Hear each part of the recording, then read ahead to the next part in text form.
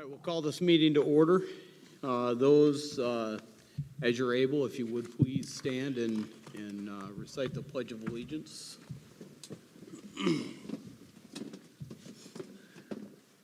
I pledge allegiance to the flag of the United States of America and to the republic for which it stands, one nation, under God, indivisible, with liberty and justice for all.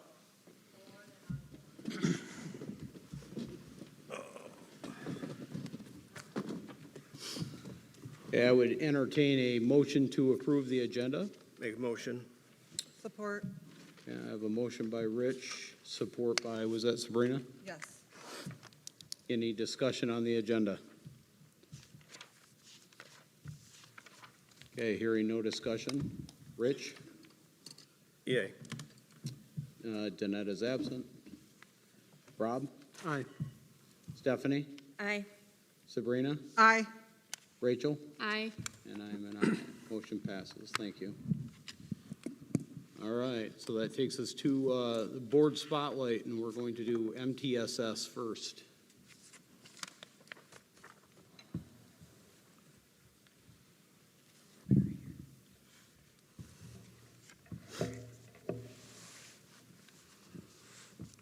Hi, I'm Cindy Stroven. I do 5th and 6th grade intervention, and I'm on the middle school MTSS team. Amber McDonald, middle school social worker. Gabrielle Fessenden, middle school social worker. Haley Webb, literacy coach, representing the PC and elementary MTSS team. And Jamie Pressler, that's my maiden name.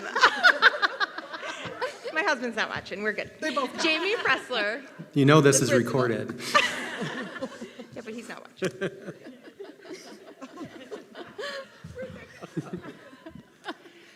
Okay. We have a PowerPoint for you. We're going to kind of paraphrase a lot of what's on there. Just to get us started, we want to make sure that you understand it's critical that when we're looking at students for our MTSS program, that we realize that the earlier we can identify the problem, any issue that they have, analyze that student and what their needs are, implement a plan, and then monitor that plan, the higher the likelihood that we can help our students achieve success more easily, more quickly, and more commonly within the general education setting.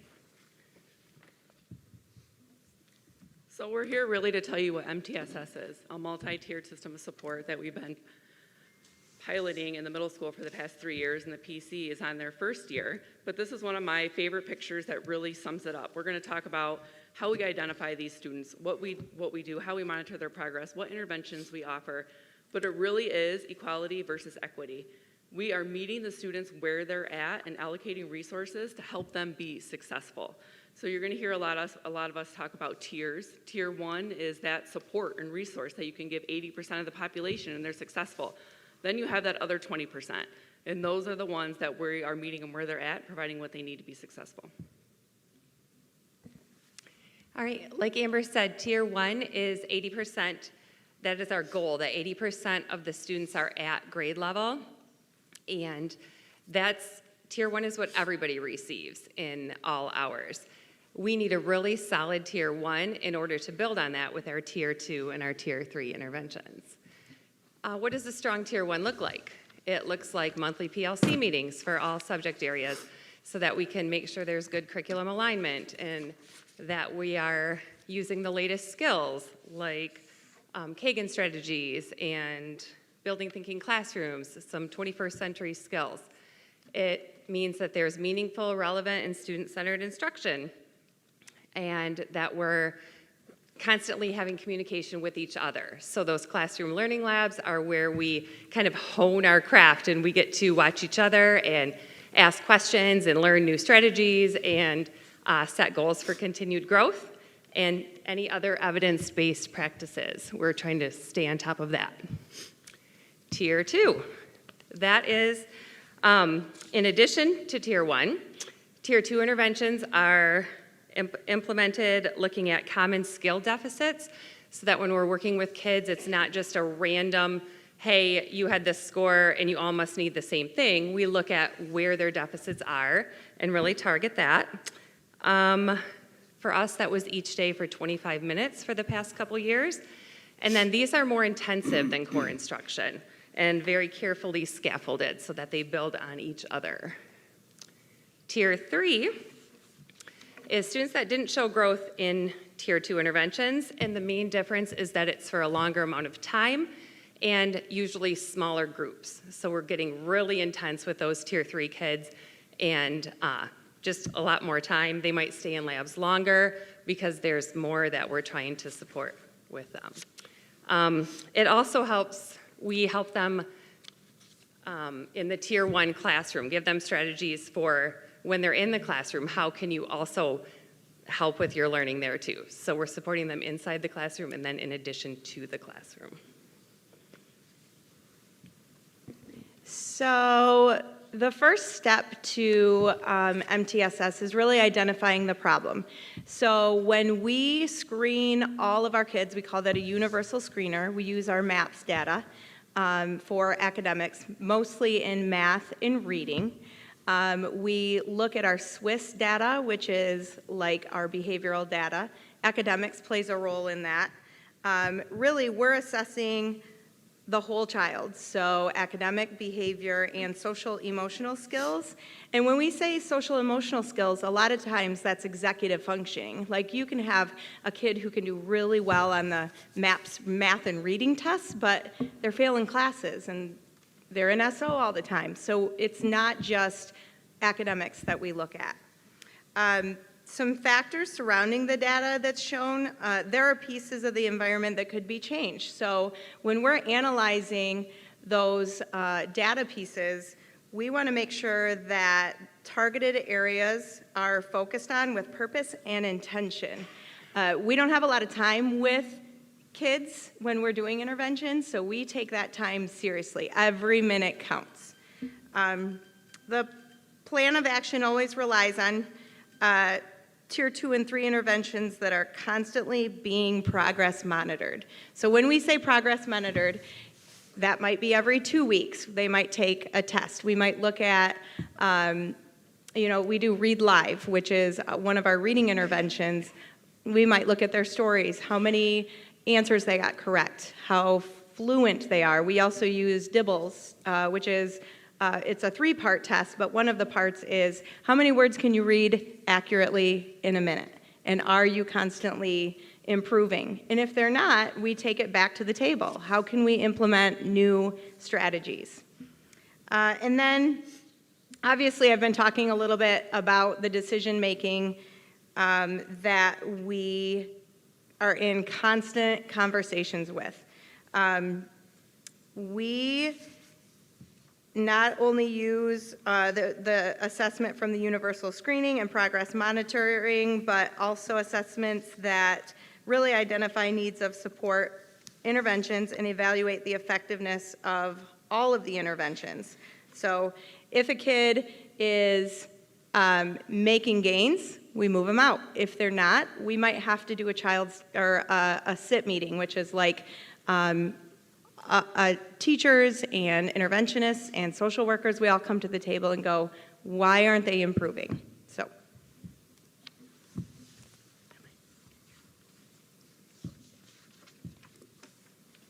I talked a little bit about the different data pieces that we use. I talked about SWIS. Those are like if a kid goes to SO or if a student has a write-up. We look at attendance, we look at the DFI report, teacher observations. We talked about the MAP data, our MSTEP data that we take once a year. We look at that. Are we progressing? Are we making gains as a whole? We also do a SEL survey twice a year. We're about to take that again this spring. And we also do a technology survey so that we can figure out what are our needs for our kids with our human trafficking prevention program. And then obviously parent and family input is important too.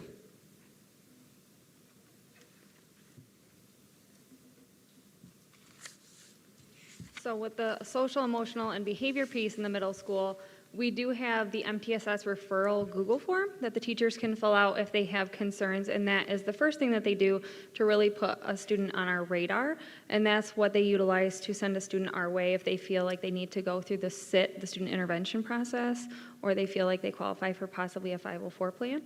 But if we look at Tier 1, we utilize school-wide PBIS. So that's the ROAR tickets. We also do our Be Nice presentations in the classroom, and that's our mental health awareness program. We also do training on human trafficking. We work with students on social contracts. Our teachers use Capturing Kids' Hearts. We utilize our student ownership, our SO classroom, and then we incorporate SEL.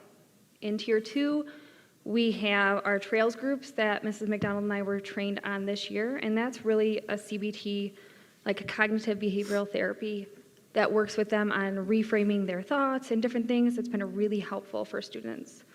We have our bullying report forms that students can fill out if they're having issues. We have reset rooms on both levels of the middle school, which have been great. We have social work supports. We have restorative practices, which is where we meet with students who have conflict that really need to come together and kind of resolve that conflict in order to be back in the classroom. We will schedule check-in and check-out on a regular basis with students that need it. Some students need an alternative seating arrangement for different reasons. We'll coordinate that with teachers. We work with students on attendance improvement plans if they have truancy. And then academic plans. If we have a student that doesn't have an academic plan that needs one, and it's more of a, not that they can't do it, but that they're not doing it, we work with them on what are you gonna do to better yourself? How can you communicate with your teacher? Why isn't your work getting done? And really working with them on building those communication skills with their teacher, and what are their plans to get their homework done? What are areas that we can support them in? And then in Tier 3, we have the BH Works, which is a mental health platform that works directly with NC RESA. So if Mrs. McDonald or I have a student that need extra support or behavior support, we will put in a BH Works referral, and then we work hand in hand with NC RESA to kind of have an extra set of eyes. They'll come in and they'll do a functional behavior assessment or like extra specialized services for us. We do reentry plans for students that possibly need them. We refer out for long-term counseling. And then in that Tier 3, we do our student intervention plans or our 504, and then alternative schedules, crisis intervention, and threat assessments.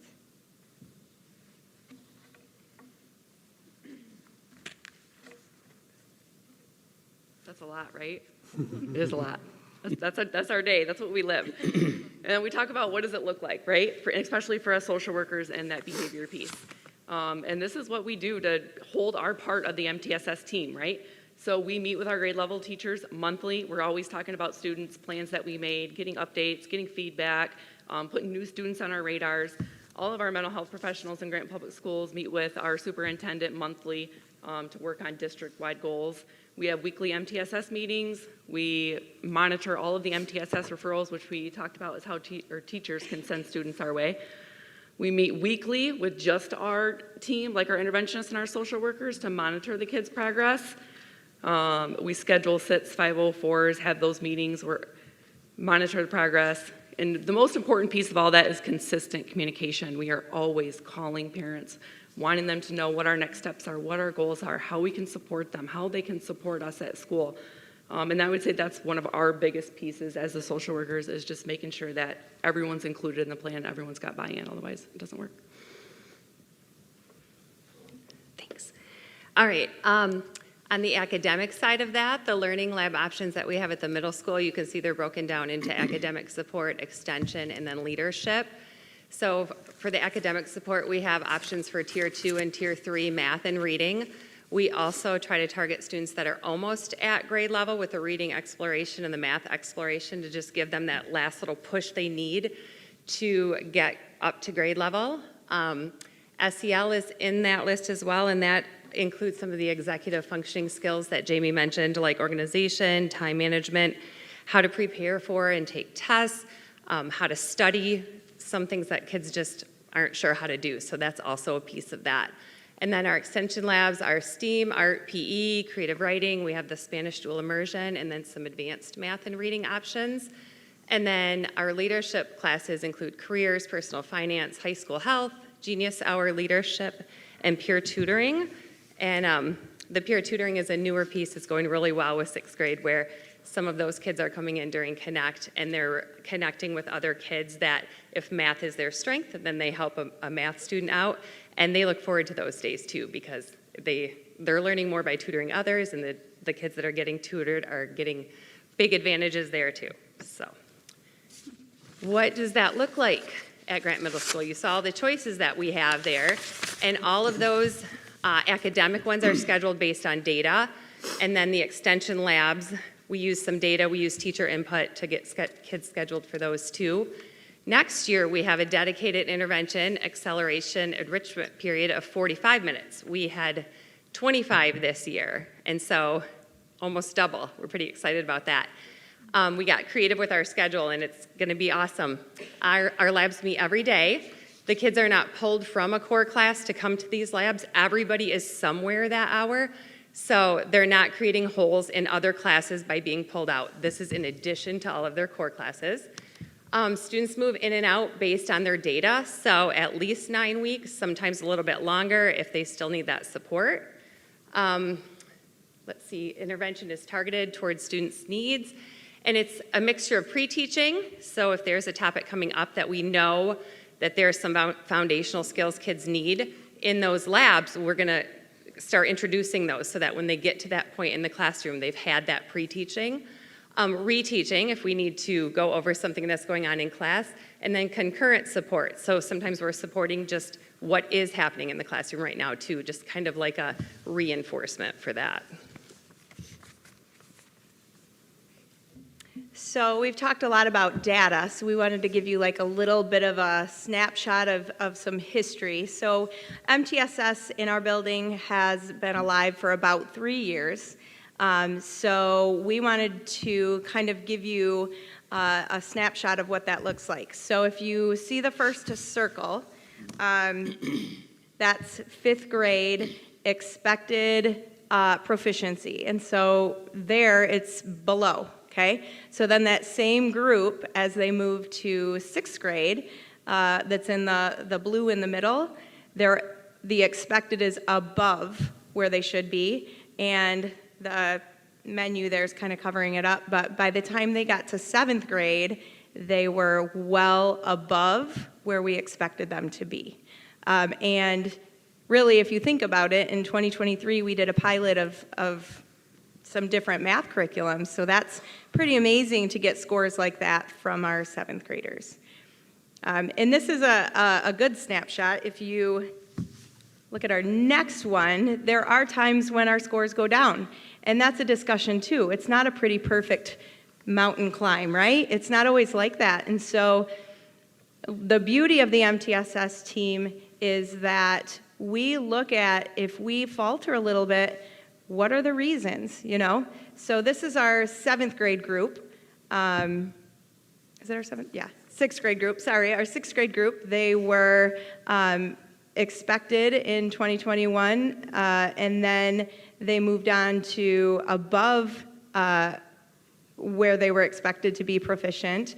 And then they altered, or they went down a little bit, still unexpected in 2023, but there's conversations about why that is. Now, the M-STEP only happens once a year, right? But we have MAP scores that we can target for areas in math that are deficits. So we really use that fall, winter, and spring scores to help drive our instruction so that when we take the M-STEP, we're able to improve.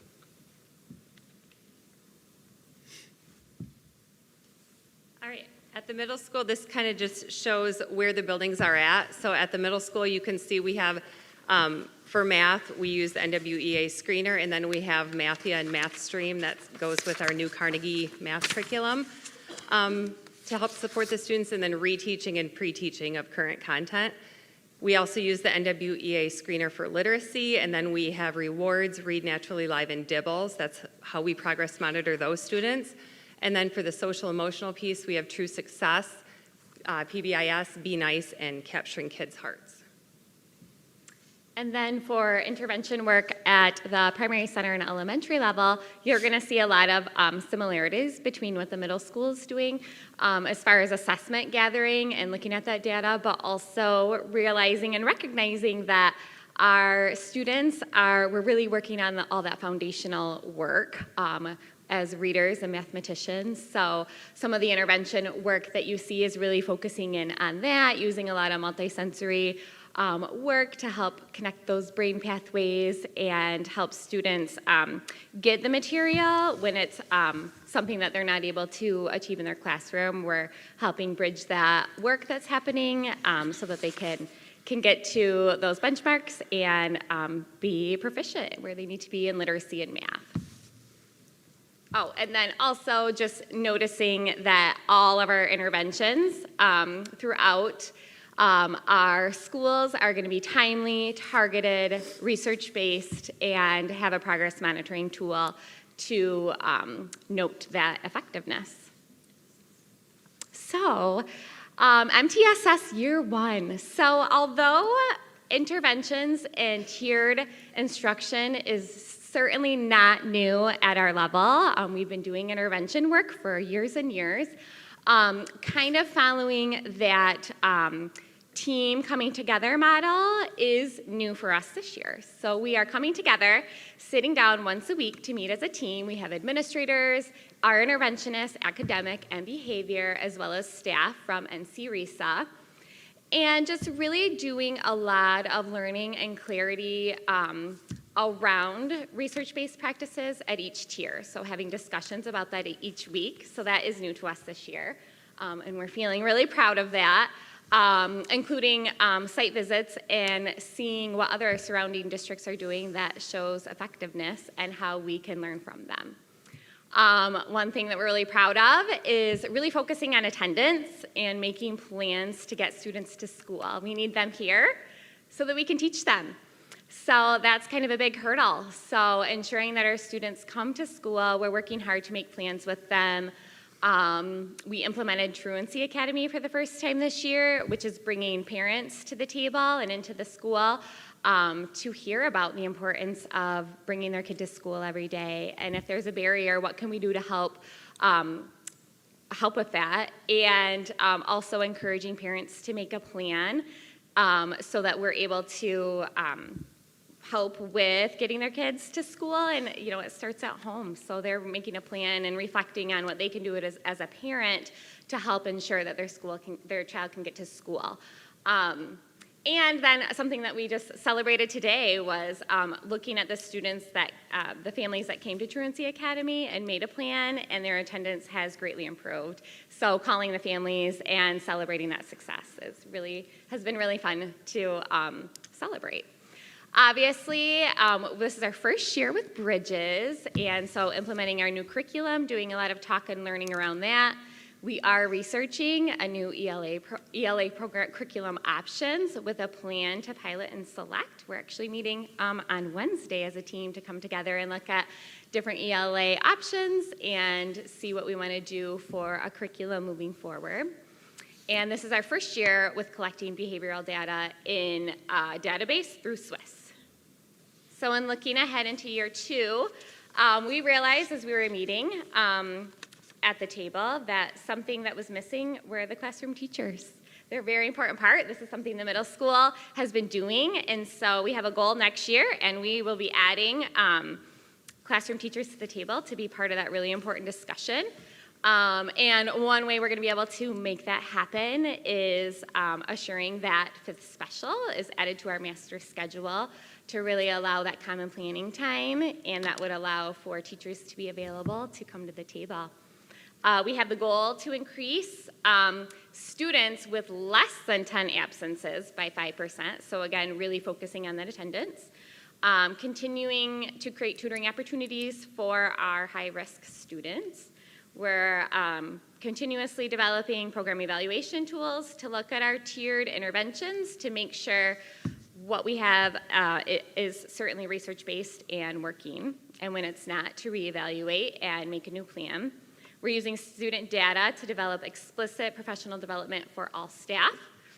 We look at the Bridges unit assessments to guide our tiered instructions and interventions. And for next year, we're looking forward to the implementation of a countywide data hub to do a better job of really tracking all of this information. Thank you. All right. So throughout this journey, there's been a lot of change that had to take place with staff, with scheduling, with mindsets. And one thing we keep coming back to is there's a difference between uncomfortable and unreasonable. And that change is hard. And it is going to be a little bit uncomfortable until you get things going and get on a roll. And data tells a story. We keep coming back to the data. You can't argue with that. Our staff has a voice. They participate in this process. We want their input. We need their input. There are no shortcuts, and we're doing this for the kids. Any questions? Questions or comments? Yeah, I do. Taking notes here as we was going through this. Let me see where I want to start with this. First of all, as you're going through the SEL, and I know that there are 3 specific levels of learning. You got the kinetic learner, the visual, and the audio learner.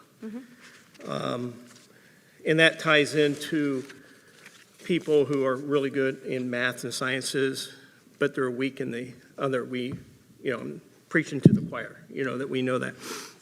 So how do you tie that in? Because there are we know adults that they're just not going to get math, period. It's difficult for them. It doesn't mean they're not intellectual or anything like that. It's just that there's just some people, they can't figure it out or whatever. So explain to me, how do you tie that in to the SEL, realizing what a child's academic level or their mental level is, because all of our brains are not the same. So no matter what we try to do, no matter how we try to lift all the students up, we can't put them on the same level. They're just, it's not a Play-Doh machine. They're not going to come Right. out at the same level with the same comprehension, correct? Sure. So how does the SEL program come into play then when we do the process of the final grading on that? Because you're always going to have kids that come out higher on the academic end or lower. You have some who are going to come out higher on the skill level. They love the lab and they do fantastic. I know my wife, when she was in college, her roommate, it was hard for her to do a test but if she went in and had the professor read the material to her, she came out great. So we have that. So is that kind of what we're talking about when we deal with the SEL? Kind of give me on getting to the final process, the final grading. So I'll talk about a couple of things. So our SEL, like at our tier 1, so that's everybody, we have 10 extra minutes that's built into our first hour. And we use True Success, what is it? SEL for Success. They switched names. And it's a video, it's a conversation, it's coaching with a teacher, and it's really an authentic learning experience with, usually it's one topic a month. So integrity is the topic right now. And then you kind of talked about learning styles in your question too. And there is nowhere in middle school that doesn't show up, right? You are not going to survive as a teacher if you cannot differentiate and be able to hit all the learning styles. So we have visuals, we have them have conversations, we have whiteboards in our math rooms where kids have vertical whiteboards, so they get up out of their seat and they do a math task, whether it's with a partner or by themselves. She talked about Kagan strategies, and that's engagement strategies, making sure that we're not doing the same thing all the time. So if you went into a middle school classroom, you rarely see a teacher talking. And something that has really been in my mind for the last 20 years is he who does the most talking is the one that's doing the most learning. So it's really important for the teacher in the room to keep it simple and then let kids do, right? So explain, model, do. And when we say do, it might be a worksheet, but it might be a conversation. It might be a project. It might be, like I said, up on the whiteboards. So just today, Joy Pfeiffer had a, what is that called? I can't remember the name of it. A gallery walk. So she's got like different questions and answers and pictures all around the hallway, and kids have to like look through and find answers. So as for the learning styles, we try to hit every single one as much as possible. And you, like I said, you can't survive in middle school without doing that for kids. Sure. So how does this play into the final proficiency test scores in that? I've been watching that Sure. nationally even, because the state of Michigan has dropped down to 31st. So overall as a state, we're not going in the right direction in that. And those are just stats now, whoever puts them out on that. So my concern is how are we looking to progress on Sure. the state level, not the national level. Yep. I don't care about that. But is compared to the other schools in the state, is this helping us to move up? Do you know Sure. that yet? So I don't know that my boss will let me tell the preliminary scores yet, but look at my face. They're really good Okay. in our county, and definitely comparable to the state. So if you want to come in and have a conversation and look, I think I can do that, but I just can't share those yet. That's fine. I know we'll Sure. probably. They're embargoed right now, so Yep. we don't want to let them out because there may be some changes, but Sure, preliminary, we're pretty happy with what the schools we're are. improving. Okay, good. Okay. Thank you. Couple of things. First of all, great presentation, amazing work that you're doing, so appreciate it. A few different things. I was curious, with the PC and the L, what grade levels did you start with this year? And are you working across the board? Working in Kraus. So all students, All K s- through fourth grade, Okay. traditional classroom, dual immersion, they're all receiving, depending on the need, intervention that is needed for them, whether it's in literacy or in math. Perfect.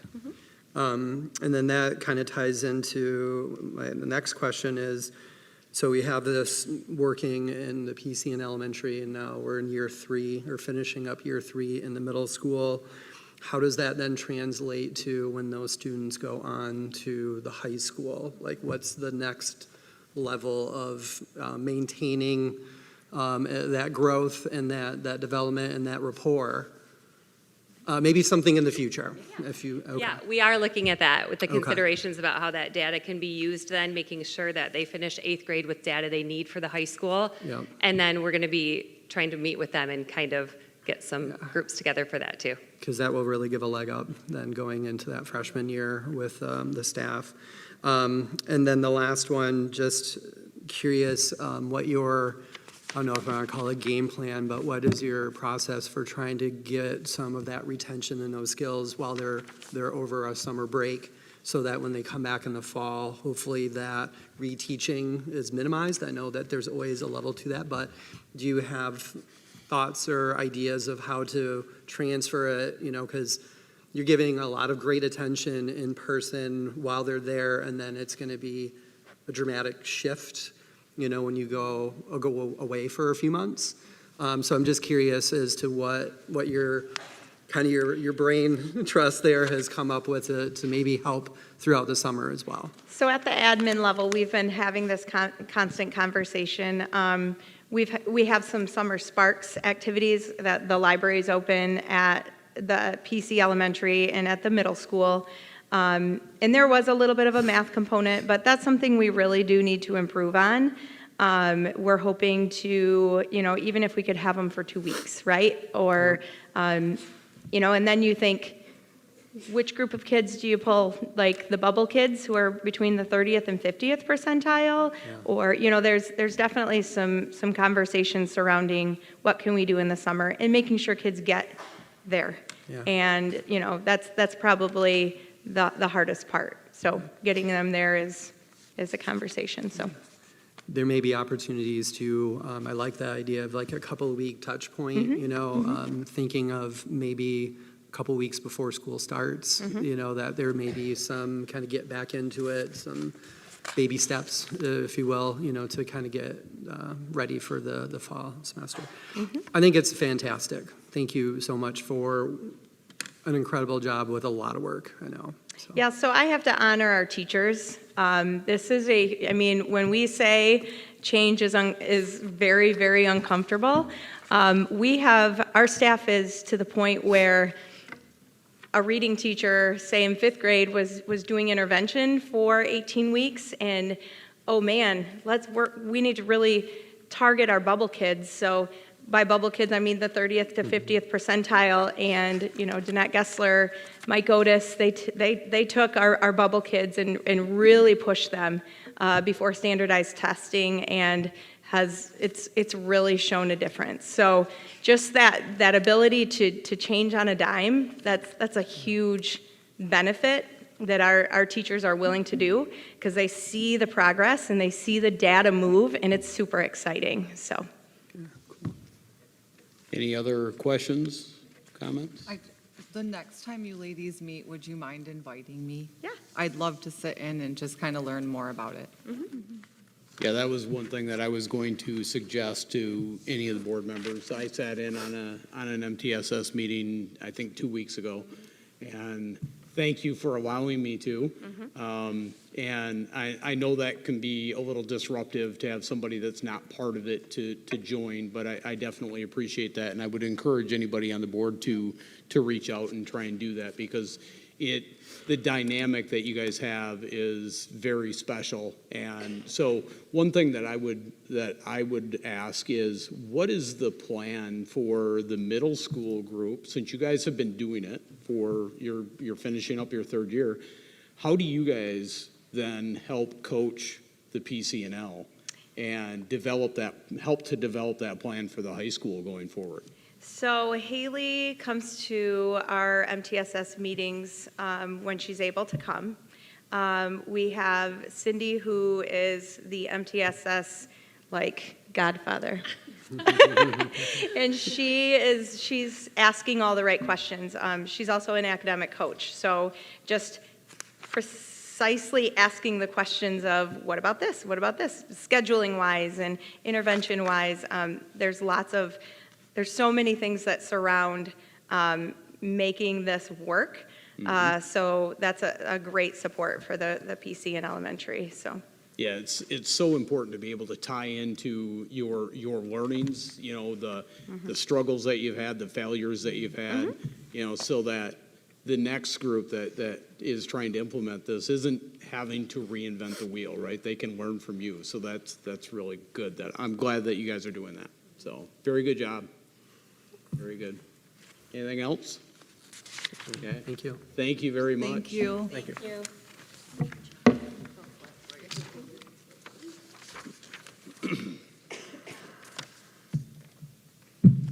All right, next up, we have the career class visit to Ferris State.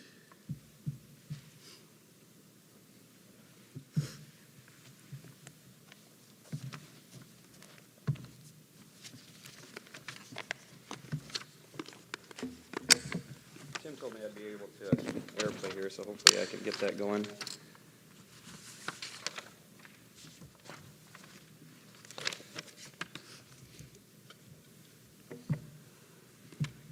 I guess I'm going to have to.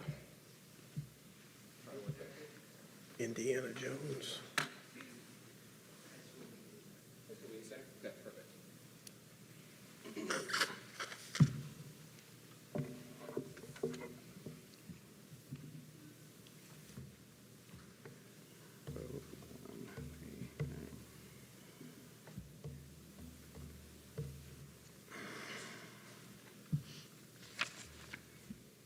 All right.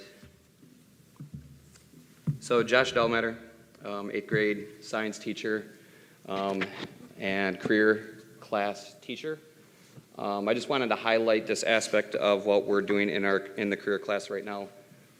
Kevin told me I only get 15 minutes, so I'm going to try to just keep it at this. I could talk for a while about the stuff that we're doing in this class. I think it's very important for our middle school kids and possibly even to our high school kids in terms of just learning who they are, learning what their career pathway is, and how to get to that career pathway, whether it's through our Career Tech Center, to a trade school, or whether it's to a college or university. So I have a unique situation where my wife works at Ferris State University, so I've got quite a few people that I know up there. In conversations with them, I was able to start to put together some partnerships with some people to get our kids onto campus and have what I would consider to be a pretty unique visit, because most of our visits to campuses are just we go, we walk around. You might have a student who leads you around campus and kind of tells you where things are at and what the buildings are for, and then they might be able to have lunch there, and that's pretty much what they would do when they go on campus. What I've been able to do is I've been able to get some of the deans and associate deans of different colleges on campus to come in and specifically talk to our kids about the things that they offer to our kids and the importance of the things that they can do for them. And I guess when I look back and how this started was because my wife does work at Ferris, our kids are on campus all the time. They're very familiar with that. When you have a 5-year-old running around at the Rock or the UC eating with all of these college kids, it's second nature to them right now. And our kids need that. They need to know that they can get to college and feel comfortable there. So that's kind of why I started to push for this.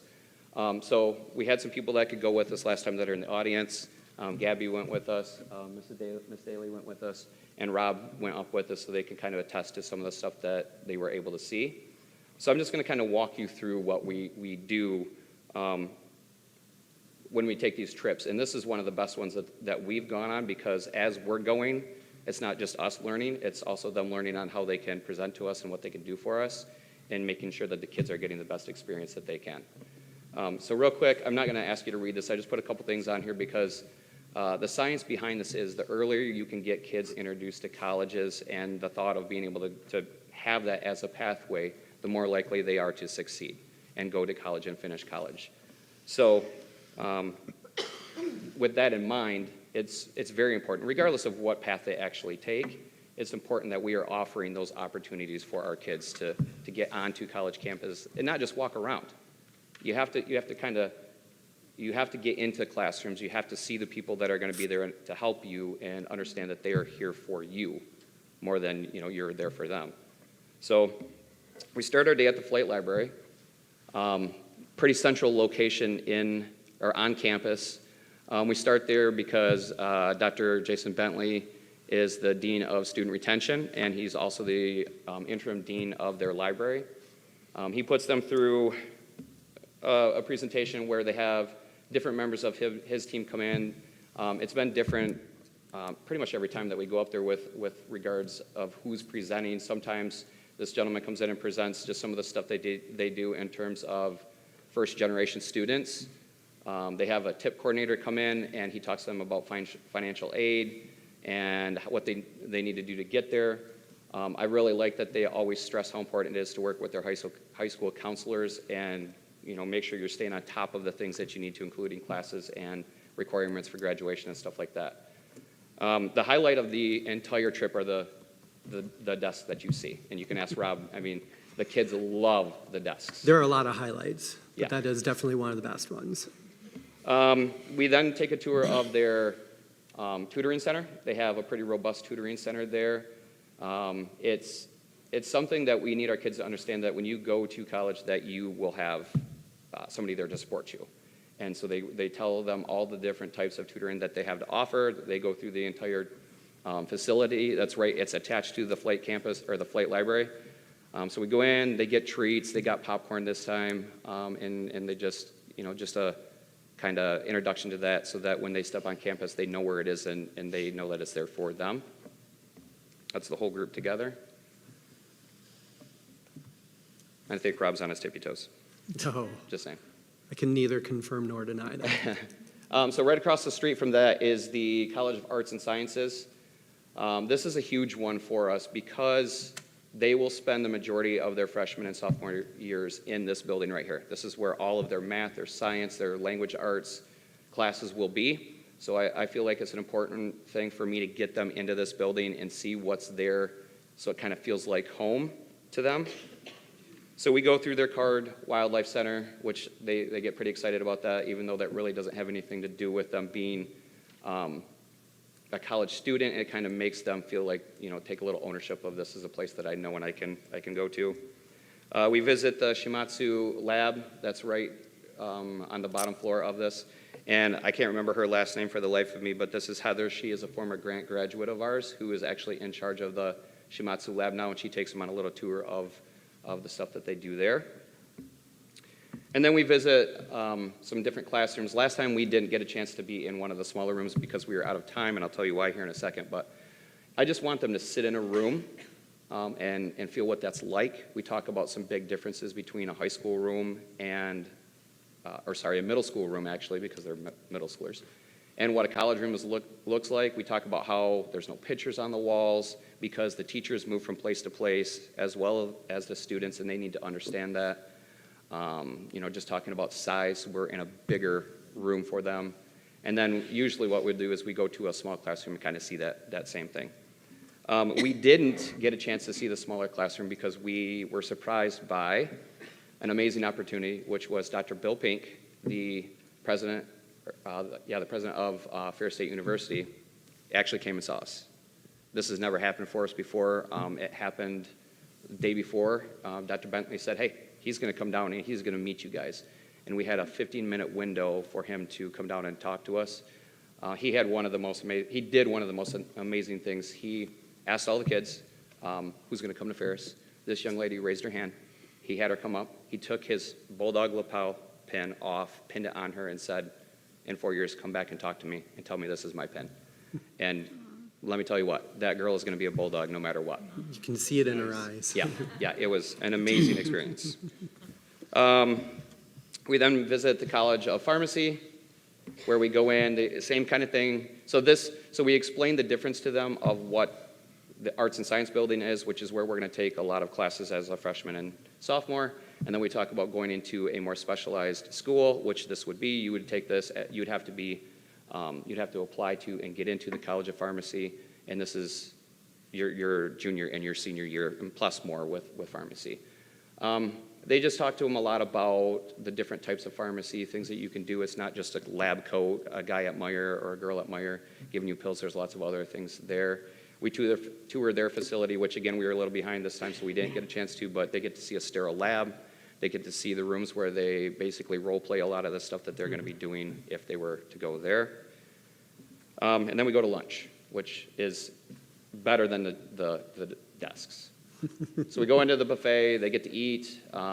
We actually, and I don't have a picture of it this year, but our kids actually sat down and had lunch with a couple of the college kids that were there, which was kind of neat for them. And they said, they're just like us, but older. And I'm like, yeah, pretty much. And then this is the highlight for me. This is one of the coolest things for me. This is the Swan building where their engineering and technology is. This is their manufacturing lab. It's absolutely amazing. This entire building is worth millions and millions of dollars. And I think one of the biggest reasons for me that this is huge is because we go from Career Tech Center to where? Well, this is where. This is what you could go and do. You take the manufacturing classes at our Career Tech Center, then you go to Ferris and you get your degree in engineering and manufacturing. We also visit the welding lab, which again, unbelievable the amount of things. And one of the coolest things about this entire facility is every piece of equipment is donated by these companies because they are in such a need for a workforce that can do these things that they want their equipment in there so they know how to use it as soon as they get out of school.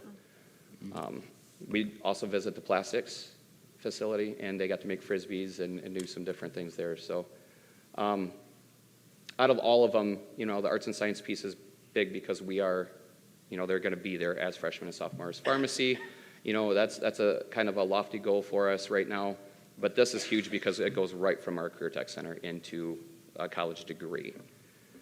I just put this up here because I want everyone up here to understand what Ferris could offer us. Just in the people that I have as partners right now, there is a lot of opportunities that we are not really reaching out and grabbing. I'm not going to read through all of those. We have a willing partner right now who would love to have us do a lot of other things with them. So, anything you want to add? I did ask Gabby if she would say a few things, but I might be at my 15-minute limit. Any questions? I'll jump in and then people can ask questions. First of all, thank you for the opportunity. Thank you, Kevin, for throwing that out there as well. It was a highlight kind of day.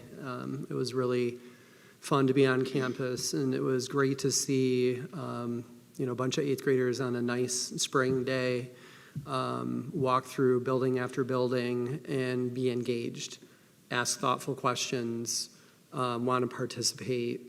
And a lot of credit goes to you organizing this kind of a field trip, but also the partners at Ferris who didn't just go in there and, this is the do's and the don'ts. They actually did tangible, hands-on kind of things.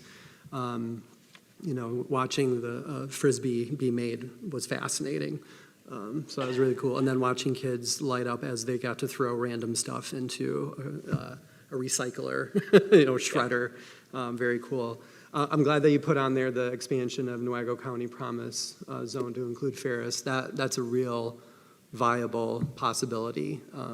Was in a NC recent meeting this morning and talking about that very thing, which does align really nicely both as a 2-year and a 4-year program extension from our Career Tech Center. So I, like you, I know we talked about it, would love to see us have conversations about, we've talked about before, what do we look at for middle school trade kind of programming to extend it, get kids excited about it at a younger age, then natural progression to Career Tech Center, and then here you have the next step academically and professionally. So I think there's a lot of really good momentum with that. There was the first guy in the facilities. The library? Not the library, the trades building. Oh, yes, yes. He was also a Grant alumni. Yes. Yep. Which was cool to see. 1972, 3. He's like, go out there and look. A little before I'm the other alum. Mark Rusko is his name. Mark Rusko. So that was really cool, I think, too, for students to see, somebody who came from the same town has this excitement, this passion, this professional job, beyond a college. So it was just very, very powerful to experience and see firsthand. So thank you for setting that up. And another thing that you mentioned that stood out to me is the support from the manufacturing world and realizing, okay, if you want to have skilled craftsmen that come out of this ready to use the equipment we're using, we need to get it in their hands now, not have them train on something that's obsolete and then retrain them when they come out.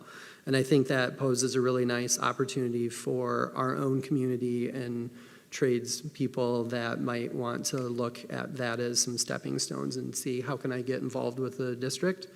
Maybe it's in some instruction time, but maybe it's also looking at how do we help furnish some of the capabilities to do this on our own. So I overall, what a great experience. Thank you for doing it. Yeah. How often do you do this? Every quarter. Every quarter? Yep. Yeah, that's great. Any other questions or comments? No, just thank you for everything, Josh. Yeah, You do not a great with the problem. kids. I've been in there and I see it, and I really appreciate your work. Thank you. Appreciate Okay. that. Thank you, guys. Josh, thank you for putting that together. I guess the one question that I have for you, and not necessarily looking for an answer right now, Yep. but what is it that you need from us to take this to the next level? Well, I do actually have a few suggestions. We've got to push this more. Can't be just 8th grade, and it could be both directions. GRCC kind of reached out through Holly at looking at this as a model. I think this is a model that a lot of universities are going to go to. The more we can get kids on campus, the better it is for them. I do think that there's an incredible opportunity for us at the high school level to push this there. What they would like us to see, what they'd like us to do is to figure kind of where these career pathways are for the kids, and then have a day where they come and it's a hands-on half a day where I'm in the welding program for the half of a day, just to kind of get them in that and feel that. And you know, their optometry, nursing programs are top-notch also. I haven't been able to get into those yet because I don't have connections there, but to get a kid on campus and say, you know, I want to be a welder, and let them go in and work on that equipment for half a day, I can't imagine anything better to try to get them pushed into that direction. Sure. All right. Thank you. What do you feel are some hindrances or hurdles that are preventing some of the students to enroll? At Ferris? Well, yeah, to do the dual enrollment here. Oh, the dual enrollment? Yep. It just needs to be a viable option that is presented to them. They need to know that Ferris is an option for them. The two that we have this year are both my sons, and that's all I'm aware of that we have for dual enrollment with Ferris. And it's a welcome opportunity. They would love to have every one of our kids that are dual enrolled to come up there. So I know part of that is a partnership with Muskegon Community through our partnership with them and the dual enrollment, or I can't remember what the term is for those classes. And then the Promise Zone, you know, going out to there. But if NC RESA can find a way for that to work for us, to get that partnership up there, I think that's a huge deal, especially when you're going Career Tech Center to Ferris because you're in the welding or the HVAC or, you know, whatever that is. So basically, they need to be able to get there. Yes. So is transportation one of the issues? No, my kids are both completely online. All of their dual enrollment classes are offered online. They are online? So there's no need for them to go up there? No. Okay. No. Thank you. Yeah, during the Passion Project a couple weeks ago or whenever it was, one of the students in the group that I was in did the program last summer and raved about it and put together the presentation. A major component of the presentation for the Passion Project was the final presentation they had to do for that program, which was really cool. So yeah, I'd love to see that grow. Yeah, for sure. Correct me if I'm wrong, you probably know this, but the Career Tech Center is going to start offering HVAC Yep. next year. And that's another huge program at Ferris is their HVAC program. So, I mean, it's a pretty big opportunity for us to get kids into those things. Yeah, I think, job shadows, short-term kind of internship or volunteer, anything that can, if they're willing, and it sounded like from their engaging with us that they're ready to go. Yeah. I think would really open up some doors and some eyes about what's out there. They have a community outreach grant, something like that. Don't quote me exactly on that they want to partner with us for. We just got to figure out how that's going to happen. I just got to get that into the hands of the right people. But there's a lot of opportunity for us. Did you say they want to partner with local companies like a HVAC where the student could get some hands-on training as they're doing that? I don't know about that, but the Career Tech Center is going to offer HVAC going forward.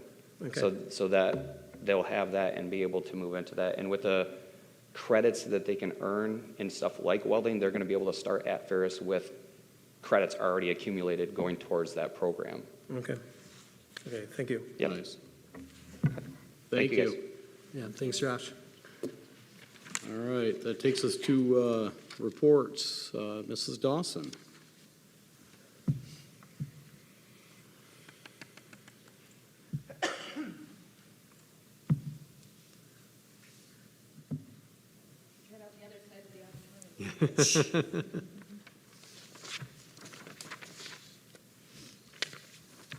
Good evening. So I have a couple of things that I added to my board report tonight, but just wanted to say thank you to Holly Klein. I know this is her last board meeting tonight, and it's been a thrill to work with her, and I personally wish you the best on your next adventure, so thanks, Holly. Thank you. And then there were some questions that came out of some of those, the presentations, summer school stuff. So we are working right now. Deb Miller is our homeless liaison, and so she's been working really hard to also create opportunities for students who might be on the homeless list. And I think like a lot of times people don't realize how many kids in Grant are on the homeless list. We have hundreds of kids on that list because it might be that they're doubled up living with family members. And like that is a lot of our families here in Grant. So just really trying to make sure that they have additional opportunities to gain extra academic growth there. And then we're also working on that with our migrant and our EL kiddos. And so Mandy is working with Amanda, and Deb is working with Amanda Obanoff, who's been doing that work with our summer migrant program. So there's some great things going on. I think one of the things that we struggle with is just that transportation piece. So we've tried many things. So one of the other things that we do before summer break at the PC Elementary is we have been doing our Books Before Breaks program that we self-made. And so this is our 10th book that we've been putting out there. So we do it before Thanksgiving break now and then before summer break, where we ask the families to all engage in one book that we read all together throughout a period of time. And then the kids have an activity to do. We've changed it to just a simple drawing or painting or poster to increase that engagement level. So this summer, the books are ready to go out, and we're doing a series book this time. We've never done a series where that idea behind when you can hook a child into a series, that text is more predictable.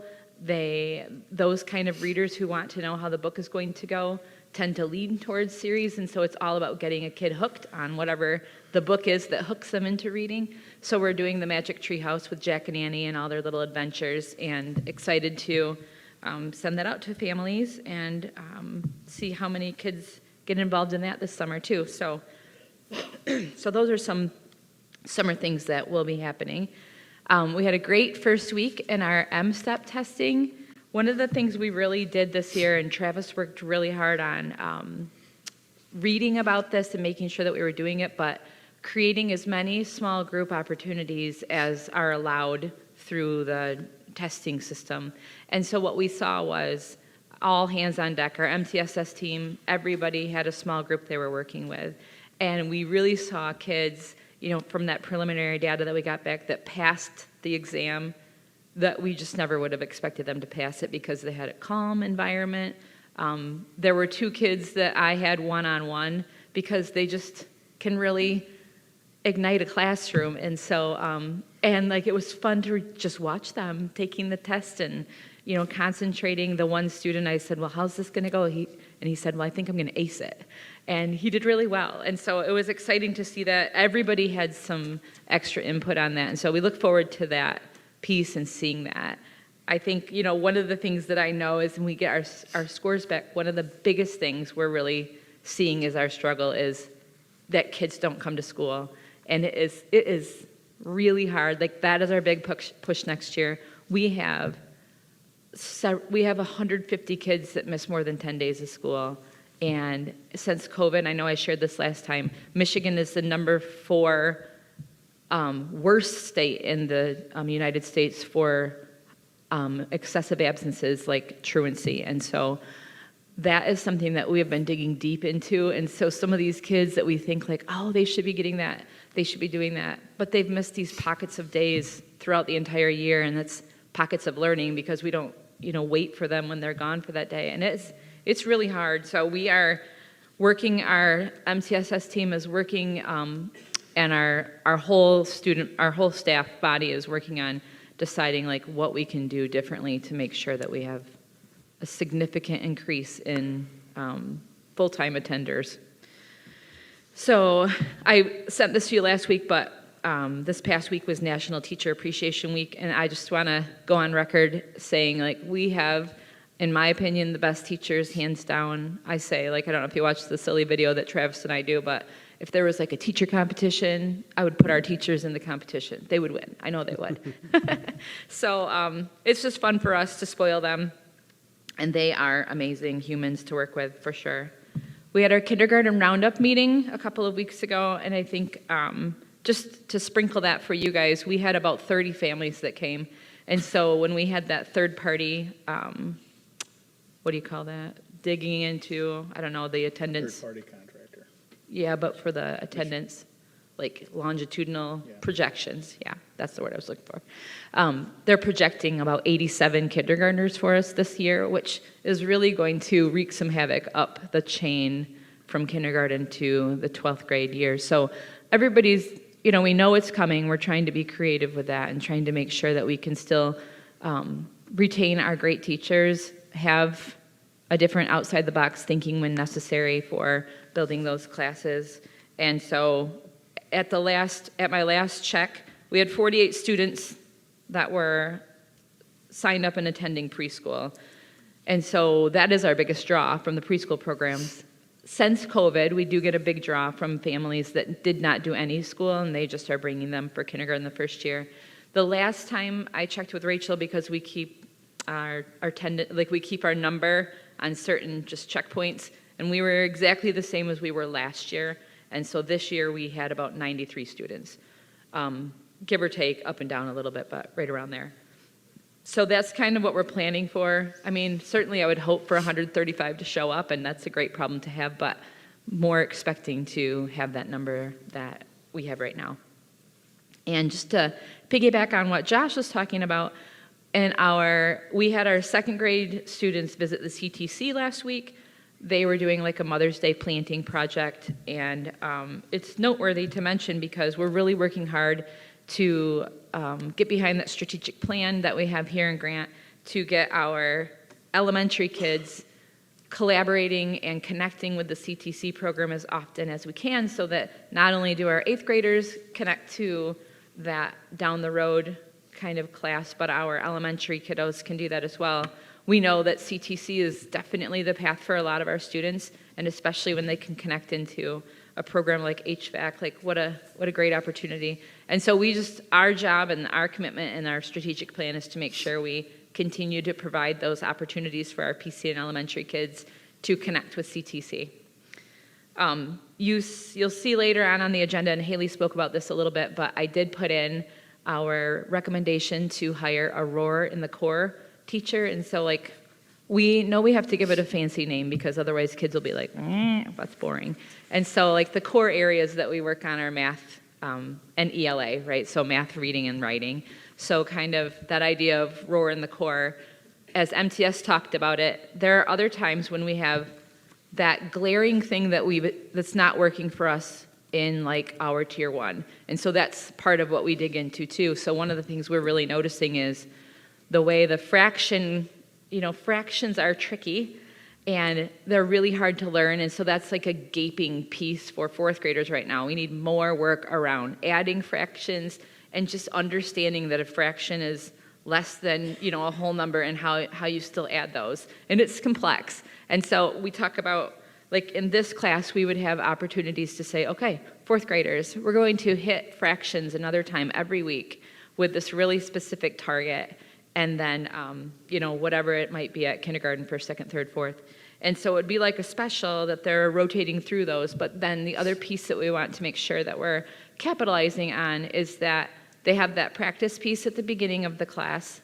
And then they have an opportunity to do some keyboarding, because one of the things we're really noticing too is they're writing essays, but they're kind of doing that. And I know that goes right up the ladder for everybody. It takes so long to communicate when you can't keyboard properly.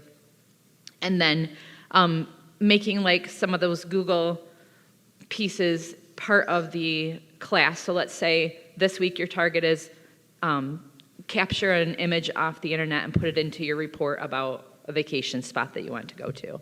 And just doing a little bit of that as we go, so then as they get to the middle school, they have a lot more command over that tool that they're using often. So that is the idea behind that class. We would look at it being like a Title I class, because we're a Title I building, so zeroing in on recapturing some of the academic pieces that we need to focus on at Tier 1. And then, and like Haley said, it would allow us to have regular time with our classroom teachers into our MTSS team, because they would all have a common prep. So every 1st grader would be in class with specials teachers, and then every 1st grade teacher could meet with the MTSS group. And so we know from the middle school's experience that that's our next step. But it can't work if we don't have the opportunity to meet regularly. So, and then just two more things. We have Altitude tomorrow. Travis and I and 13 other staff members are taking 312 kids to Altitude. And we are going to bounce our brains out, I think. So it's going to be fun. These kids earned it for completing 90% of their homework in the second semester of school and turning that in. And that was our attempt to really hook our parents into our new math program so they could see what kids are doing, talk the talk with them, work on it together. And so that has been a significantly amazing turnout with that engagement there on that homework. And then finally, our Walk for the Fun of It is happening on Friday. I can't believe I'm saying that it's May 17th on Friday.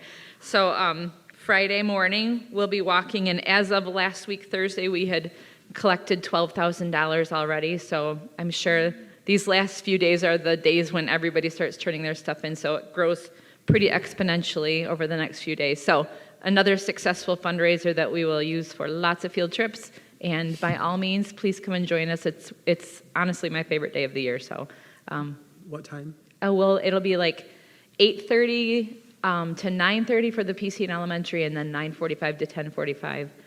And since the kids broke the all-school challenge of $10,000, Mr. DeVos and I will be working from the roof on May 28th, dressed as a cow and a chicken, milk and nuggets.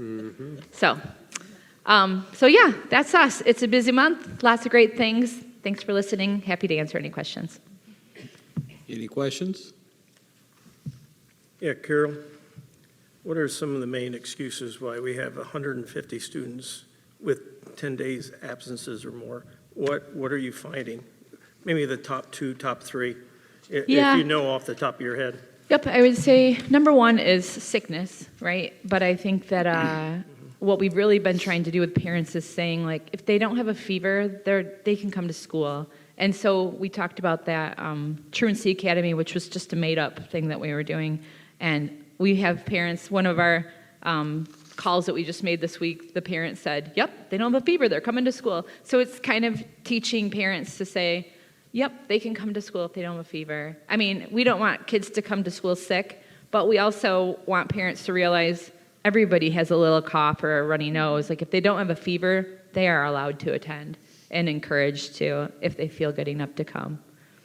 And then I would say the other is, I mean, I think, Richard, it's tricky to figure it out, but it's like, it's almost like it's a parent thing too, like more like a family thing. Like sometimes we'll hear kids just say, well, like my mom just had me stay home.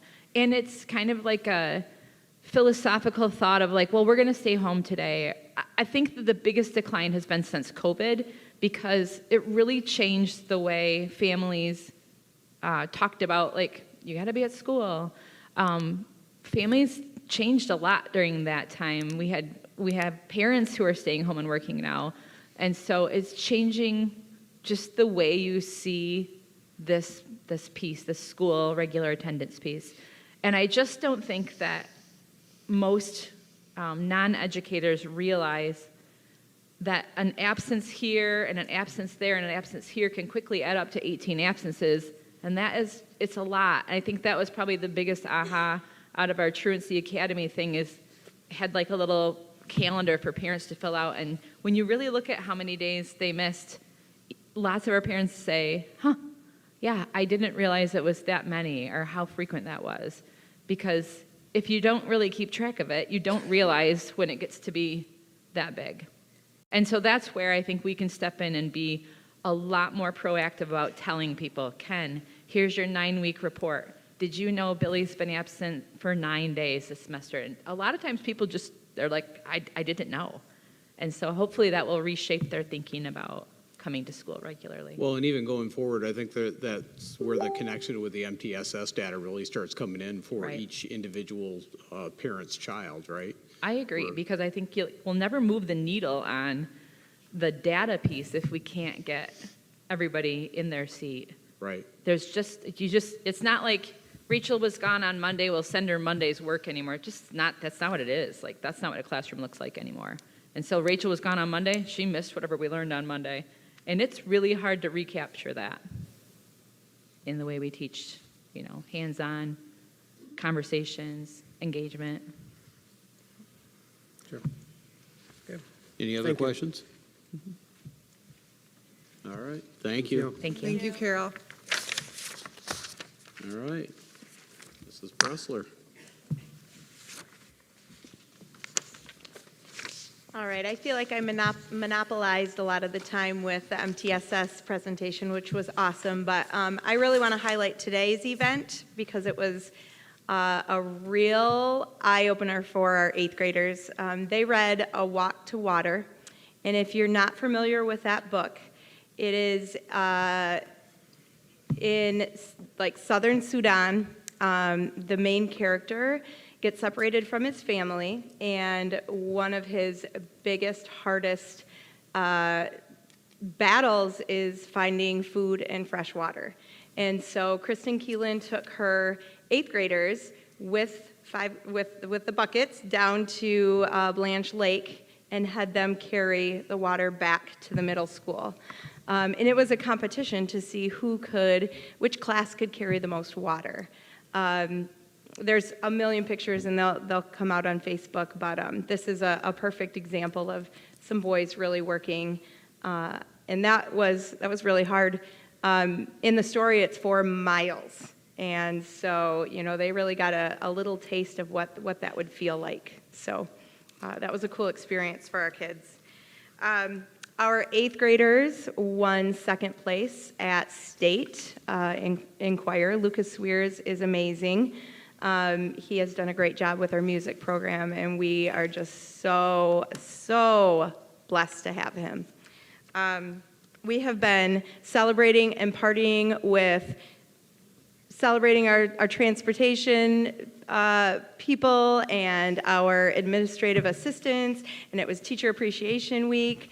We have great people that work for Grant Public Schools, and we are just so honored to be able to just circle around them and celebrate all the great things they do. Other than I keep gaining weight because we keep eating, so we can't celebrate anybody else. I can't say no. We wrapped up our PSAT and M-STEP. Annie Pasco and her staff made an amazing hot breakfast for our 8th graders, PSAT morning. Kids loved it. It was really helpful. Michelle Powell, she did an amazing job coordinating, and Travis DeVos was a super help to her with her first year really coordinating, and it was so smooth. And I was so appreciative being, first year principal. She just had that handled, and our kids did a really nice job. Our staff did a really nice job. So, yeah. That is it. Any questions?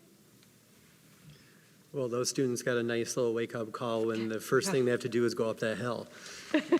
Oh, for sure. Up those stairs, yes, absolutely. Absolutely. And some of them were drenched in water, so maybe swimmer's itch tomorrow. I don't know. We'll see. Thank you. Thank you. Thank you. Thank you. Mr. Simon.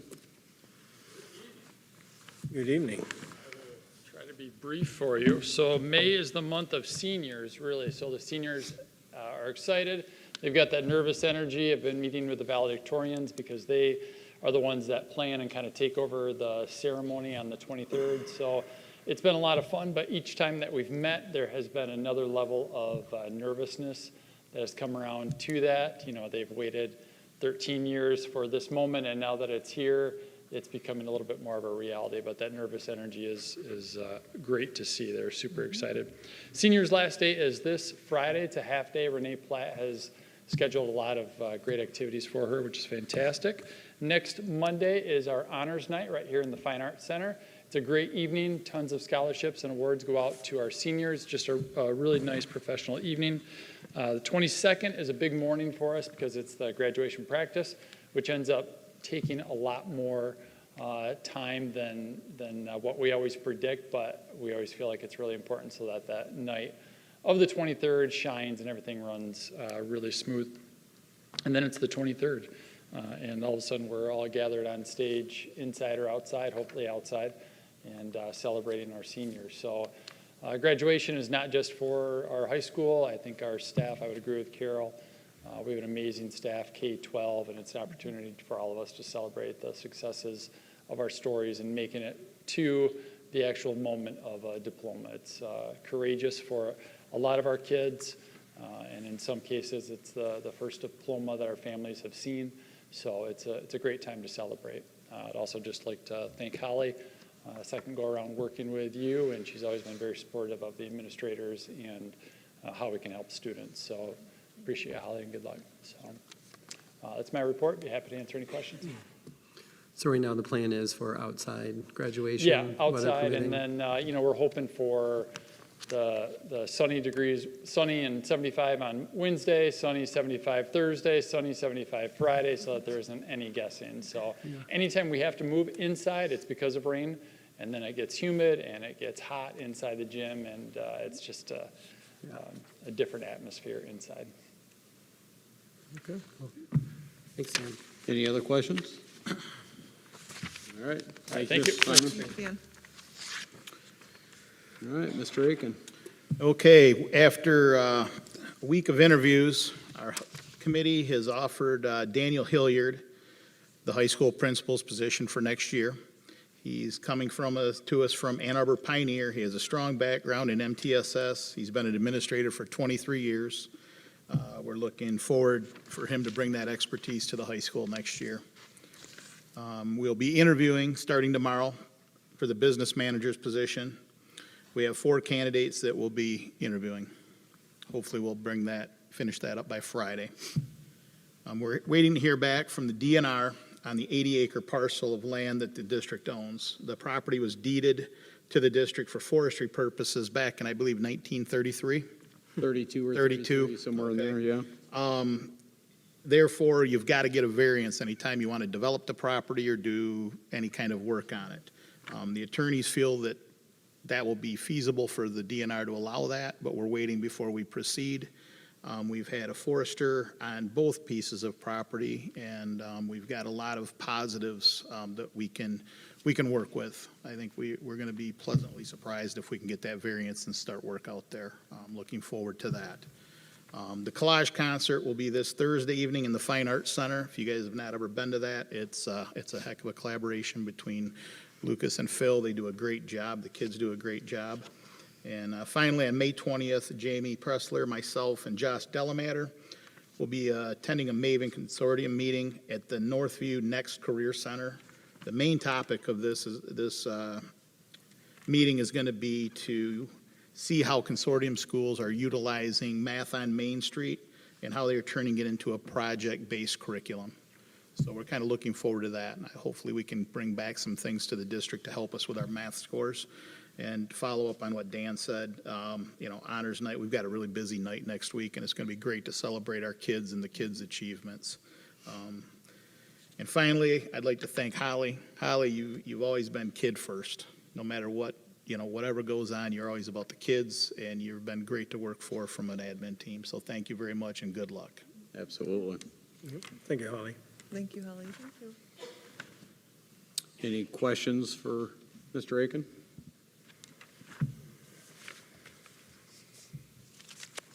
The lawyers are working on the variance or the letter, right? Yes. They're working on that for both pieces of property, though. Yes, they are. Yeah, Yes, 'cause okay. both deeds were deeded in that format. Right, okay. Any thoughts on timeline from them at this point? Well, when I talked to the attorney last week, they were hoping any day now, but as he quoted, it is the DNR. Right, okay. Anything else? All right, take us to the consent agenda. I would entertain a motion to approve the consent agenda. So moved. Second. A motion by Rachel and a second by Richard. Any discussion on the consent agenda? Okay, hearing none. I am in A. Sabrina? Aye. Rachel? Aye. Stephanie? Aye. Richard? Aye. Rob? Aye. All right, motion passes. Thank you. That takes us to action item 5A, which is approval of teacher layoff resolution.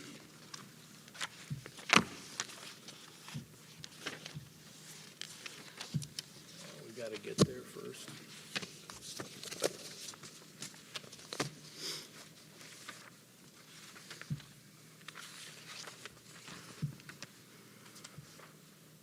Do I have a motion for this? We need a motion so we can discuss it, guys.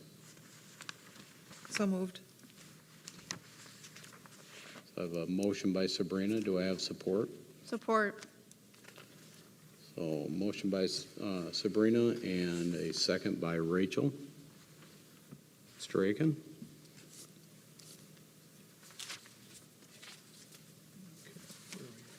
Should be page. Board is being asked There to you go. approve a layoff resolution that calls for a layoff notice to be sent to one teacher. This layoff is due to program enrollment and curriculum needs for the 24-25 school year. As superintendent, I'm recommending the board approve the teacher layoff resolution. You guys will see the resolution as page 16 and 17. Is there any discussion on the resolution?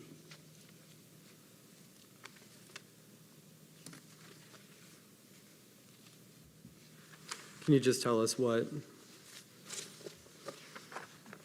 what this teacher was teaching and? Right, sixth grade writing. We're getting rid of the writing component because of our ELA curriculum we're doing. We're just combining reading and writing now.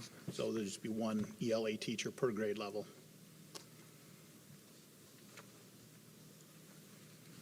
Any other discussion?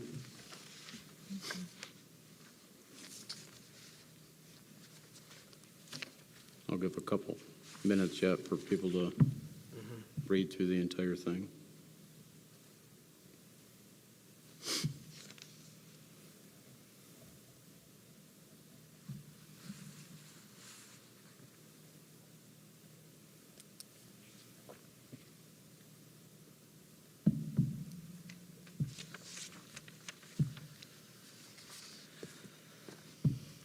Okay, hearing none.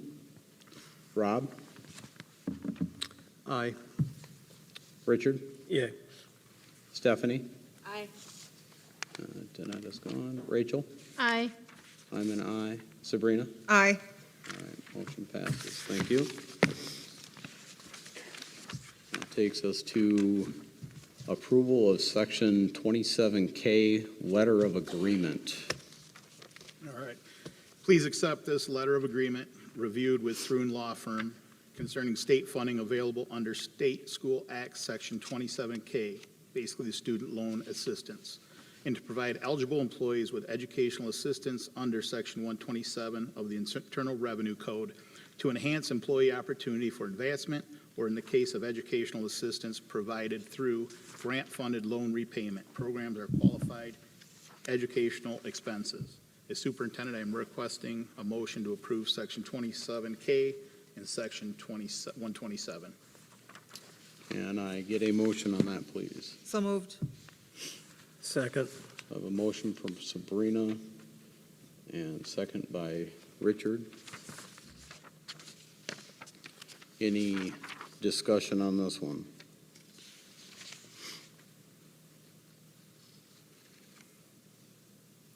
I was just curious when, because it looks like we've missed deadlines for the 23-24 year, or we already have this? We've got them. We already have, okay. Yeah, we met them all. So is this then looking for the 24-25 year that we're signing this resolution on, or? No, it's for this year. Okay.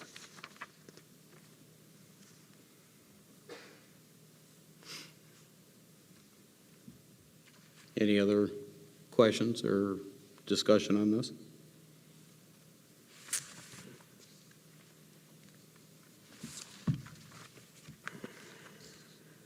Okay, hearing none.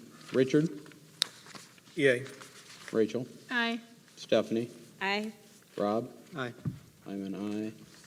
And Sabrina? Aye. All right, thank you. Motion passes.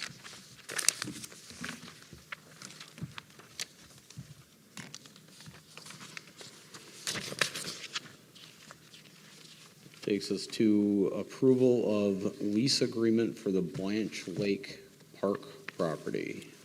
The Board of Education is being asked to approve the lease agreement for the property located at Blanche Lake Park. The agreement commencing on June 1st, 2024, and shall, unless terminated earlier, as provided in this agreement, terminate on May 31st, 2039, for the term of 15 years between the City of Grant and Grant Public Schools. It is recommended by the superintendent to approve the following lease agreement. All right, can I get a motion for this one, please? So moved. Motion by Sabrina, do I have a second? Support. Was that you, Rob? Yep. Okay, thank you. All right, so we have motion and support. Any discussion on this?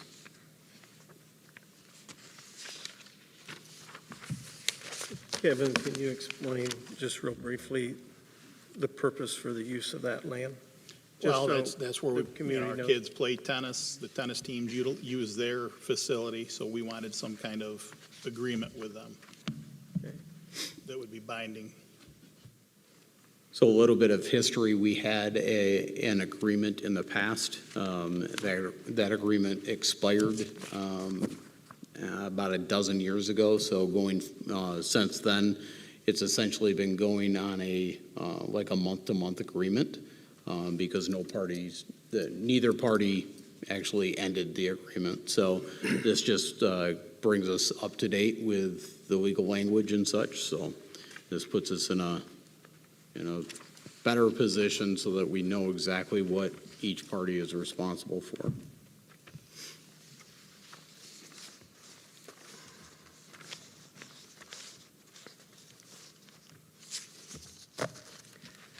Kevin or Holly, do you know with our personal property insurance liability, does it specifically state this in there? Now that we have a contract, we'll It will now. Okay. Good.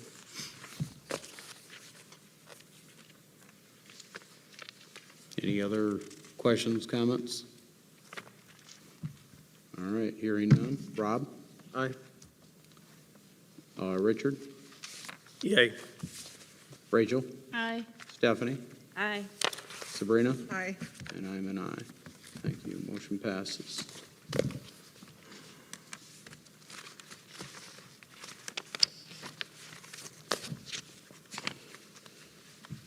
All right, that takes us to approval of out-of-state trip for Six Flags. The board is being asked to approve an out-of-state travel listed below in are the details. We'd like to request permission on behalf of the 8th grade staff and students to travel to Gurnee, Illinois on May 31st, 2024 to visit Six Flags Amusement Park. This trip is in lieu of our end-of-the-year trip to Michigan Adventure. As a staff, we have been discussing traveling to Six Flags as Michigan Adventure has been a letdown for the past 3 years. Their water park, one of the most popular attractions for our students, has not been open, and the rides are routinely shut down due to staffing issues or the maintenance reasons. We felt that an out-of-state trip with our students would be an exciting experience for them as they end their middle school careers. Here are some of the important details relating to the trip. The distance is 286 miles. It will take roughly 4 hours. Food, the breakfast and lunch and dinners will be provided. Food service will provide sack breakfast and lunch, and Six Flags will take care of the dinner. Cost of the trip is $151 per student. All And right, we'll be using Countryside Tours for the busing. can I get a motion on this one, please? So moved. I have a motion by Sabrina. Do I have a second? Support. And I have support by Rachel. Any discussion on this?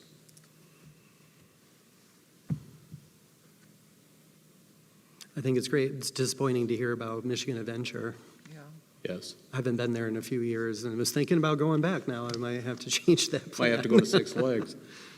Yeah, I think anything like this is a great way to end, a school year, especially, as you're transitioning from one building to the next, and a little longer trip, they have to leave earlier, and that's fine. They can handle it and sleep on the bus.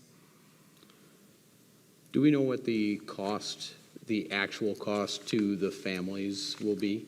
Or are we able to We cover did, the entire thing? I mean, it's $151. I mean, Josh might be able to tell you more, but I mean, these kids have worked all year with their pop-up businesses and, Right. a lot of the cost has been offset due to the fundraising that these kids have done. Do we have the ability, if somebody is struggling to come up with whatever the family has to, for us to cover that? They will be taken care of. Okay, good. Any other questions or concerns on this one? All right, hearing none. Rachel? Aye. Richard? Yay. Rob? Aye. I'm an aye. Stephanie? Aye. And Sabrina? Aye. All right, great, thank you, motion passes. All right, that takes us to approval of board meeting date changes. This memo is to request the dates of the two upcoming board meetings, dates be moved. It is requested that the June board meeting be moved to June 24th to allow time for the finance department to have time to complete the budget amendment. This has been moved to a later date in June for the past several years. It is also requested that the July board meeting be moved to July 15th in observation of the July 4th holiday and the late meeting in June. It is requested that the Board of Education approve the date changes for the two meetings. All right, I'll accept a motion on this one. So moved. Support. Motion by Sabrina and support by Rachel. Any discussion? A question, will there be a finance committee or committee of the whole meeting planned for before the June meeting, or is that June meeting going to be where everything is discussed? I would assume we'd do a meeting, meeting of the whole prior to that to go over, to discuss that. I think we've got some policies we need to talk about also. Yep, there are a couple policies out there. So my request would be if we could send out maybe a doodle poll or just ask, for people's availability with a little bit more notice, especially this time of year. Gets a little dicey. For Thank you. a committee of the If we're whole gonna have a meeting? committee of the whole meeting, Okay. yeah. Just let me make a note of that. Or if it's going to be at 5 on that day, just if we could establish that a little bit sooner.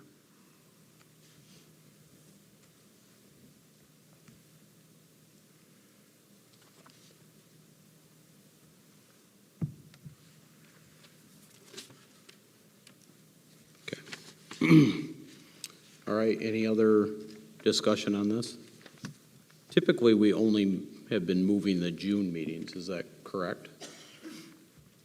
We have, but we discussed that maybe the July move late because of how late in the week the Right. 4th of July falls. Yeah, I think it's a good move to do that. But yeah, typically that has not been a conflict. I think we should probably even think about just building this into the schedule next time so that we just approve that and we don't have to come back and change the meeting dates next time. Okay. Any other discussion points on this? Yeah, can I make a motion to add to this, to be moved to June 24th, but in that paragraph to include Finance Committee at 5 PM, regular meeting at 6 PM? And then that way we know we have record that we're moving it right now.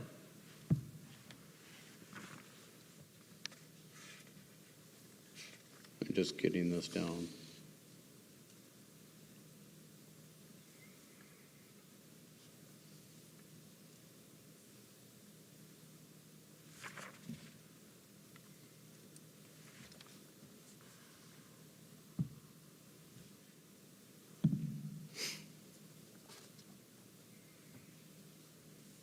All right. right, so I have a motion to amend this recommendation or this motion to also add a finance committee meeting at 5 PM on June 24th.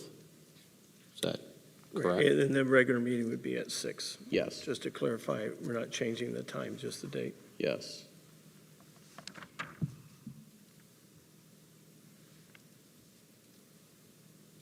All right, so I have a motion to add the finance committee meeting at 5 PM on June 24th with a regular meeting at 6 PM. Do I have a second on that? Second. Okay, so I have a motion by Richard and a second by Rachel. Any discussion about that specific motion? Okay, hearing none. Sabrina? Aye. Rob? Aye. Richard? Yay. Stephanie? Aye. Rachel? Aye. And I'm an aye, so that motion passes. So now that brings us back to the same motion, but now we have added Finance Committee.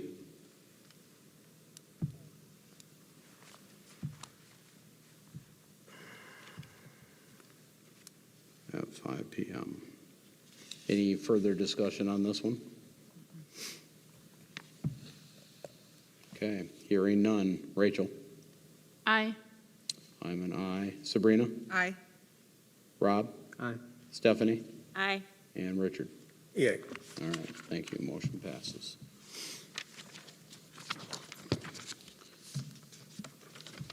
All right, that takes us to approval of safe return to in-person and continuity of services plan 2324. Okay, this is just something that schools have to do each year to just, review, make changes as needed. And this is just something that we have to show that we've done. The board is being asked to approve the Grant Public Schools return to in-person learning and continuity of learning plan. This plan can be modified according to the executive orders from the governor. Recommendation for motion that the Board of Education approves the plan as presented. All right, can I get a motion, please? So moved. Support. Of a motion by Rachel, support by Sabrina. Any discussion on this?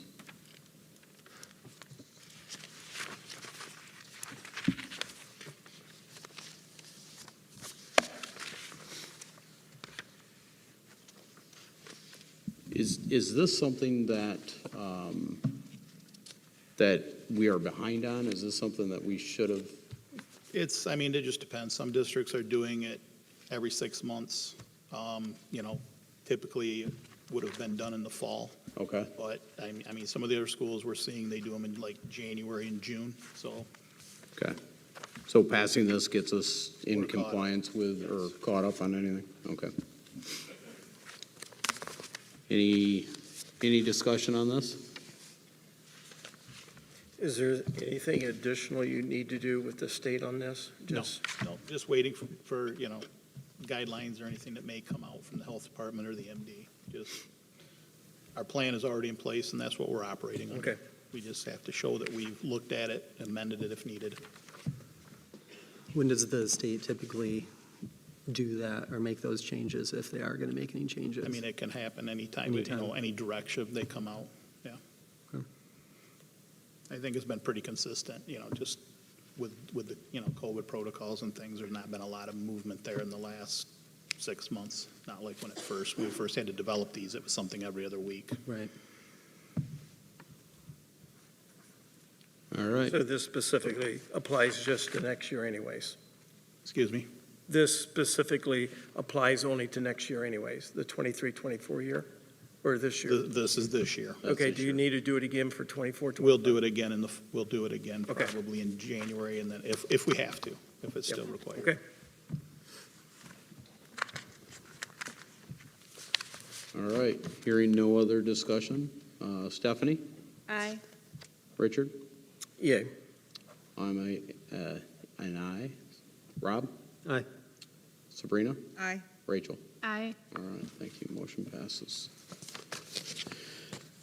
All right, that takes us to approval of the formation of the development of an outdoor athletic complex committee. The board is being asked to approve the formation of the development of an outdoor athletic complex committee. This committee will consist of appropriate coaches and no more than 4 community members and appropriate administration. Anyone interested in being a part of this committee should contact myself for approval. As superintendent of the schools, I am recommending the approval of the formation of this development of a committee. All right, can I get a motion, please? So moved. Support. A motion by Richard and support by Sabrina. Any discussion? Can you tell us anything more about this? We're looking at utilizing the school, the farm property to put something there. I think a lot of us drive down 120th when AYSO is out there practicing, and quite often balls are going across 120th and in the bus garage, parking lots and things like that. So I think it's just something we need to explore. What can we do as a district? We've got the property, let's utilize that and see if, what we can put over there to keep that property viable. Obviously, we're not looking at bond dollars right now. It would be an outside funding sources due to grants, donations, and, there's a lot of money with MLB and with MLS soccer that's available if we can go get it. Are you looking at other properties as well? Just that one for right now for an athletic complex. Would that include revamping up the farm? Yeah, I would think so. I mean, we've got to figure out what we're going to do with that property, but mainly let's use it. Right. No, I totally agree. It's I've just been sitting there, wanting to it's get just back to sitting there, so I mean, I'm open for anything. I know, Ken and I have talked, and I think as a district, we've got that, we need to utilize it. Yep. We've got a pole barn out there that we could restructure for some other things, so we're looking into some options for that also. I guess What I would- would, oh, I'm sorry. sorry. What would that look like? So we get through this, would that look like maybe possibly even a community forum, some outreach to the community? We would just to get the discussion going. Okay. I'm not gonna, I've got a vision for it, but I want to hear what everybody else has to say. Right, Most me too. importantly, the coaches and the community. For sure. And for the Great. people, this is the property behind Dan's Excavating, more or less. Yeah. Okay, so for people to have a idea where it's located. Yeah, there's 60 acres there that we could potentially utilize to, I mean, one of the things that I know I've heard and I know all of you guys have heard too is we have definitely a challenge with the amount of practice fields and even game fields that we have here. So I think that we have an opportunity to take care of some of that, and it could be a draw for folks coming to our district as well. Couple of things, just as a reminder, when we had the real estate agent take a look, the soil, the 50 of the 60 acres was, I know not really doable for like building on it. So I would caution, what we might run into, because it basically said farming agriculture is really what that property could be used for. And also, I don't want to necessarily take something away to add something new without exploring the other option of how do we utilize it as a farm or as a learning lab, and look at other parcels that are on the other side of the road, potentially. I know it's exploratory, Yep. all conversations on the table, but I do want that cautionary note added with that. Thank you. I have one question. Who's going to determine who is on the committee? Is that something that's been decided, talked about? Like, what is the plan moving forward for it? For you, as board members, whoever would like to volunteer on there. Obviously, we want to probably talk to a football coach, a soccer coach, a baseball and a, softball coach. But then again, I would also like some community members that aren't really tied into that to have their input into it. And I agree with Rob. I don't want to just make this into an athletic complex. I mean, we've got to look down the road. How can we utilize that property for like a horticulture class or do some things like that so our kids can get some hands-on experience. Yeah, and I think there's a possibility even of multi-use for that pole barn. It's nice to have a pre-existing building that really isn't that, I mean, I know building costs are high, but to add on to a pole barn, is not as bad as. It's not real prohibitive. Right. So that's a possibility. With looking at the manufacturing, kind of connections we might have as well. And I don't know, it'd be really nice to have an assessment then, maybe that's just part of the conversation of what our athletic complex already has and what its limitations are. Yeah, I mean, that's the purpose. I just want to sit Yeah. down and just kind of Okay. get a handle on it and what we can do to utilize what we own. All right, any further discussion? All right, hearing none. Stephanie? Aye. Rachel? Aye. Richard? Yay. Sabrina? Aye. Rob? Aye. And I'm an aye. Motion passes. Thank you. All right, so that moves us to item 5B, number 1, approval of treasurer's report. Can I get a motion on that, please? So moved. I have a motion by Sabrina. Do I have a second? Support. All right, so I have a motion by Sabrina, second by Rachel. Holly, did you want to touch base on anything here? I just wanted to say the expenses were $3.3 million, or $3 million this month, which includes a state aid loan that was paid off, $1.2 million. So that's included in there. It's early payoff. So it's done for this year. Just have to look at cash flow for next year. That will come up in June. So that will come up in, your next board meeting. Did you say that was an early payoff? Okay. I put that in the agreement before we closed last year, so we could have early payoff. Okay. Can you move the microphone closer to you? Thank you. Did everybody hear that? It was paid off early. So the state aid loan, I'll just reiterate, the state aid loan was, the expense was 1.2 million, and that was for an early payoff of that loan that we Yes. approved last year. Yes. Okay. So the expenses overall, just for this 1 month, was $3,374,000. That was a lot of money this month. All right. Any discussion on this?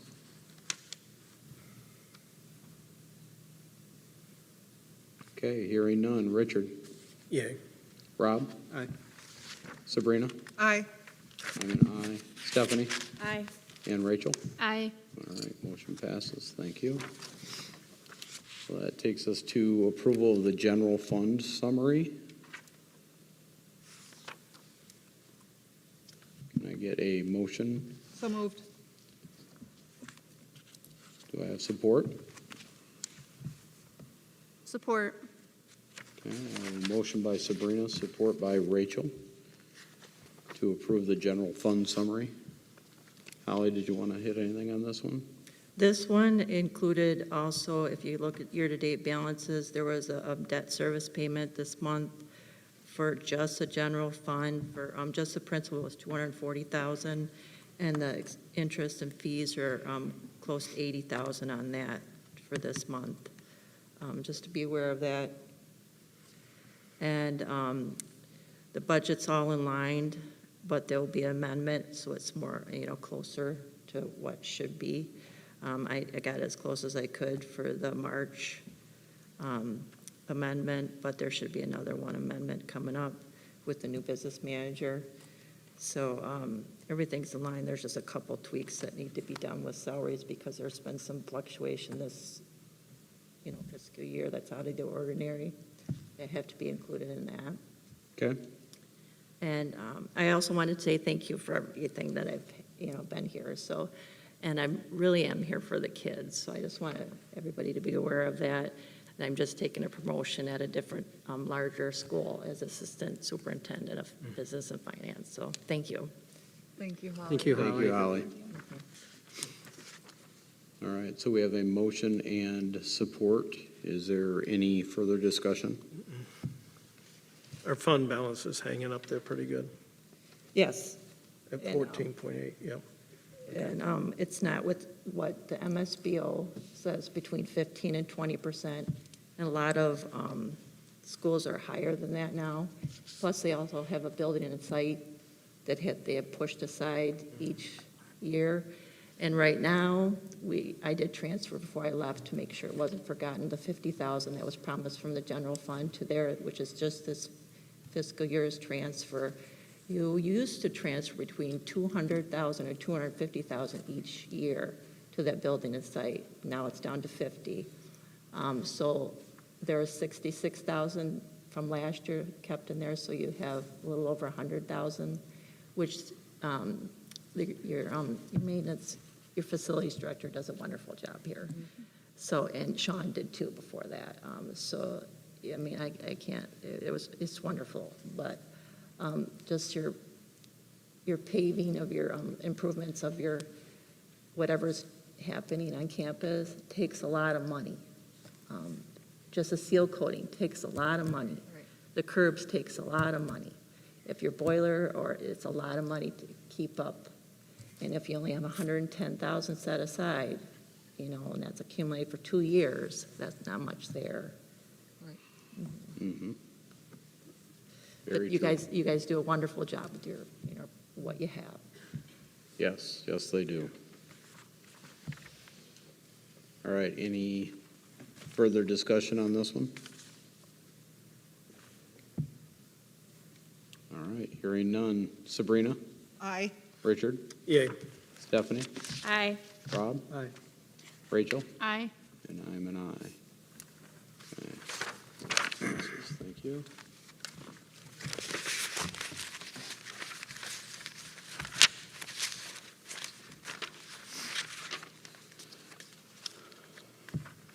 All right, that takes us down to approval of hiring and contract for Teresa Federley.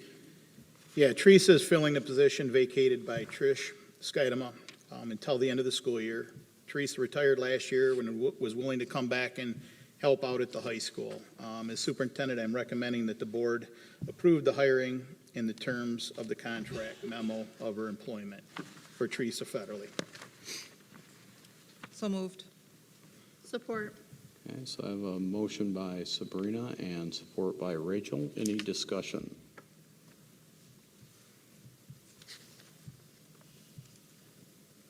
Okay, hearing none. Richard? Yay. Rob? Aye. Stephanie? Aye. Sabrina? Aye. Rachel? Aye. And I'm an aye. Motion passes. Thank you. That takes us to approval of the hiring of Jamie Pressler as middle school principal. Is that name right, Jamie? Yeah, did you get the name correct? So moved. Jamie is recommended for the middle school principal position. Jamie has worked for the district since 2005. Jamie has been working in the role as an interim principal at the middle school and has been doing a great job. As superintendent of schools, I am recommending that the Board of Education approve the hiring of Jamie Pressler as the middle school principal. Jamie will be operating off her current contract. All right, so we have a motion by Sabrina. Do we have a second? Second. Motion by Sabrina, second by Richard. Any discussion? Kevin, are you sure she's qualified for this? Yeah, I think she is. Okay, And more importantly, the committee thought she was very qualified for it. okay. Any other discussion, comments? Do we know what last name she's going to use every day? I mean, can we get a She gets commitment confused. from her?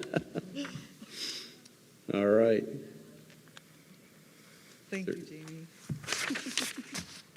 If there's no other discussion, I will call for a vote. Sabrina? Aye. Rachel? Aye. Stephanie? Aye. Richard? Yay. Rob? Aye. And I'm an aye. All right, motion passes.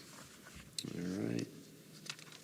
That takes us to recommendation to approve the ERI agreement for the 24-25 school year. The board is asked to approve the resolution to extend the 2022-2024 early retirement incentive plan to the 2024-2025 school year. Whereas the GEA produced a letter of agreement signed by the former superintendent that purported to offer the plan through 2024-25 school year. Whereas disregarding the written advice and recommendation of district council, the superintendent never submitted this letter of agreement or the plan to the Board of Education for approval, and the board never authorized the plan and distribution of school district funds until the board enacted its April 8th, 2024 resolution approving the plan through the 2023-2024 school year. Whereas after discussion with the GEA, the parties have agreed to extend the plan another school year through the 2024-25 school year, and the GEA has agreed to withdraw or not pursue any legal challenges, including but not limited to any pending or contemplated grievances. It is recommended by the superintendent to approve the resolution for the early retirement incentive plan extension to the 2024-25 school year. All right, can I get a motion for this one, please? So moved. I have a motion by Sabrina. Do I have support? Support. Motion by Sabrina, support by Rachel. Any discussion? How many teachers does this affect for next year? Do we know? The possibility? One that we really know of, but that could change depending on if they retire or if they're going to stay. There's so many variables there. And what is the cost to the district per retiree? $20,000 per. 20,000? $20,000 per employee, yes.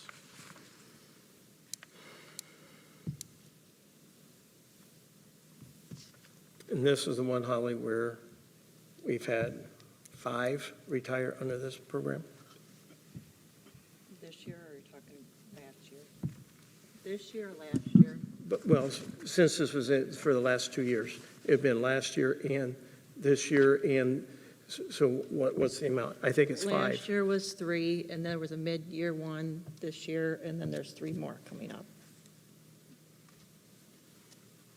3 more yet this year? Okay.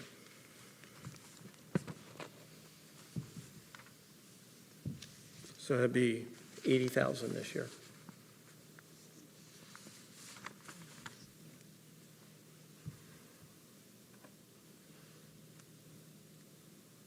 You have to remember, though, that's versus full salary for 6 people, which is more than $80,000.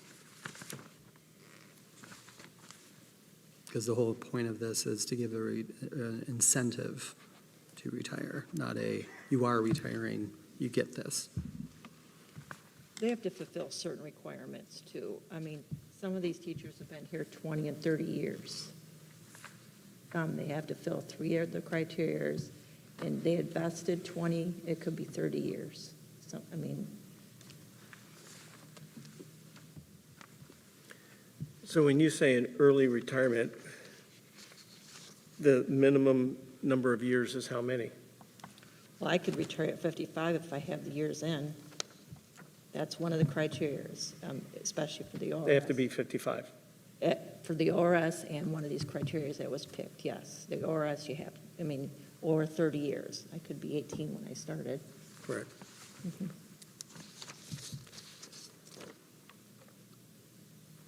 Any other discussion or questions? This extension is just through the 2025 or 24-25 school year. Correct. So what this does is this extends what we approved at the last meeting to next year, which is what the original agreement that when they were in negotiations, what they came up with. It just was not brought to the board. So we're kind of having to piecemeal this thing together. Got it. Thank you.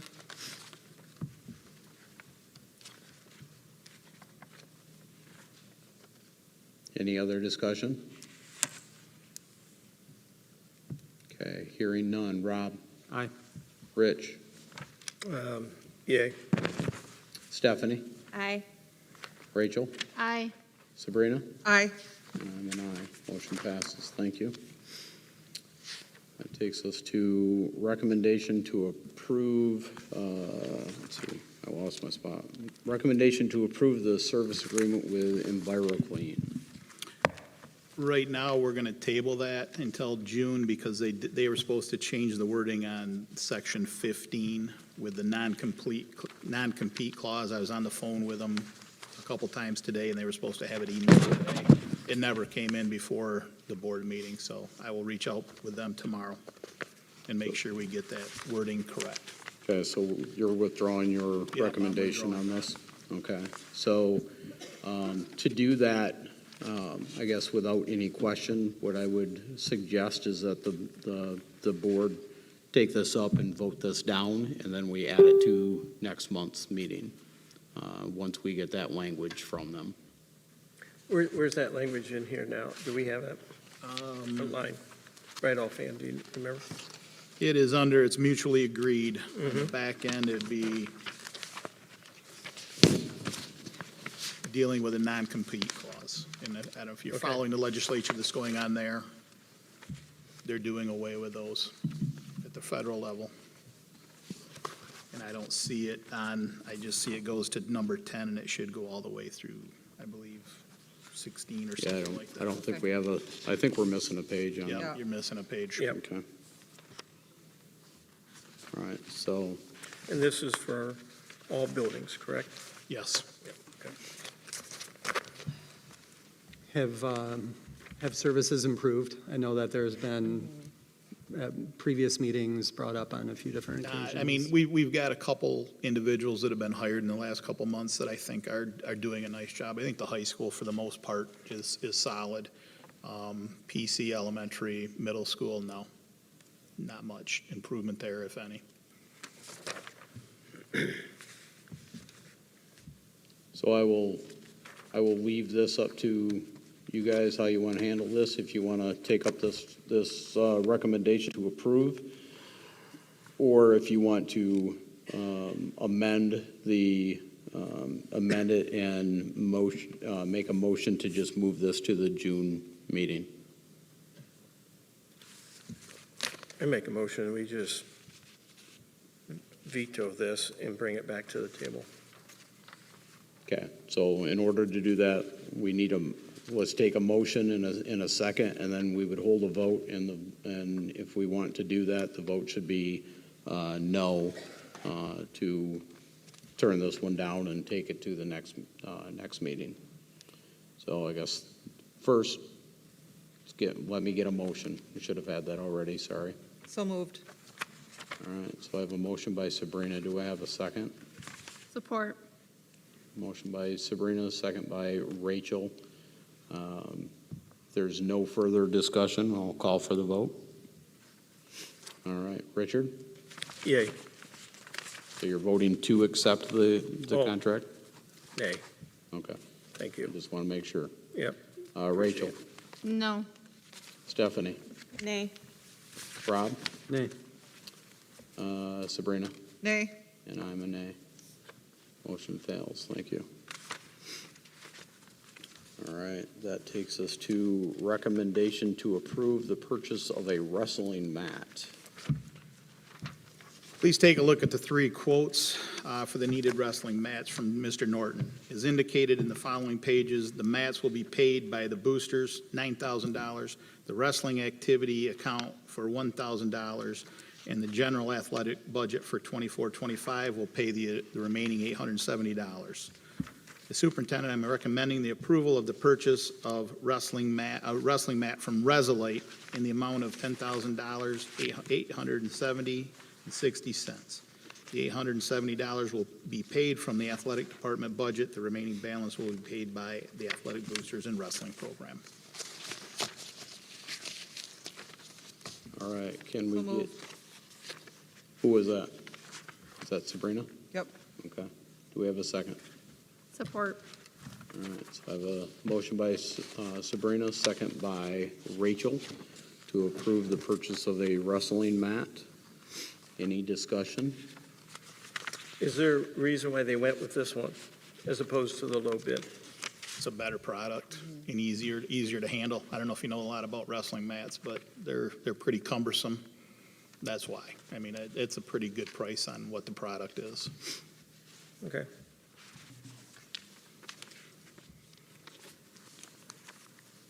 Are we potentially looking at more of these mats in the near future? I think we're okay for, I mean, the lifetime on these things is a long, long time.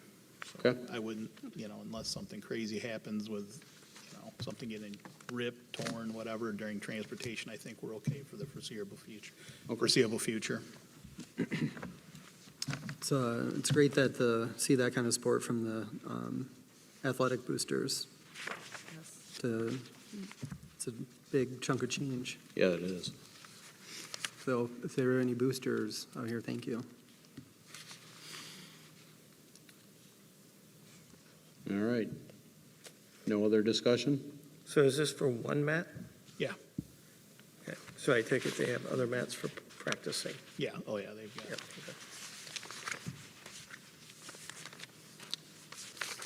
All right. Rob? Aye.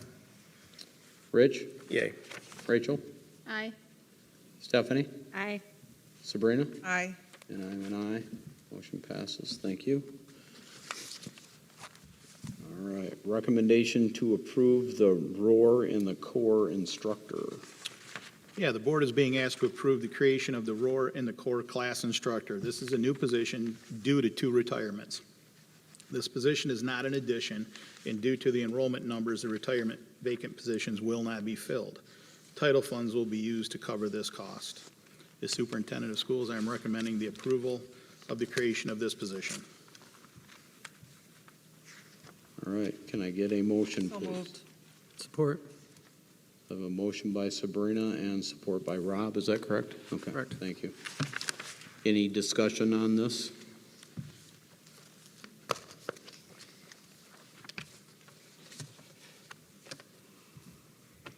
All right, hearing none. Rachel? Aye. Richard? Yay. Rob? Aye. Stephanie? Aye. Sabrina? Aye. And I'm an aye. Motion passes. Thank you. All right, so that takes us to approval of the NC RESA General Fund Budget Resolution. The board is being asked to approve the NC RESA general fund budget for the 2024-2025 school year. All right, can I get a motion, please? So moved. So a motion by Sabrina. Do I have support? Support. Motion by Sabrina, support by Rachel. Any discussion on this one?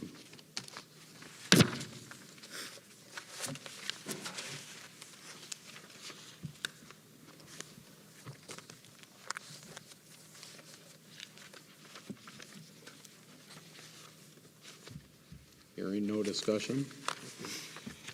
All right, I'll call for the vote. Rachel? Aye. Sabrina?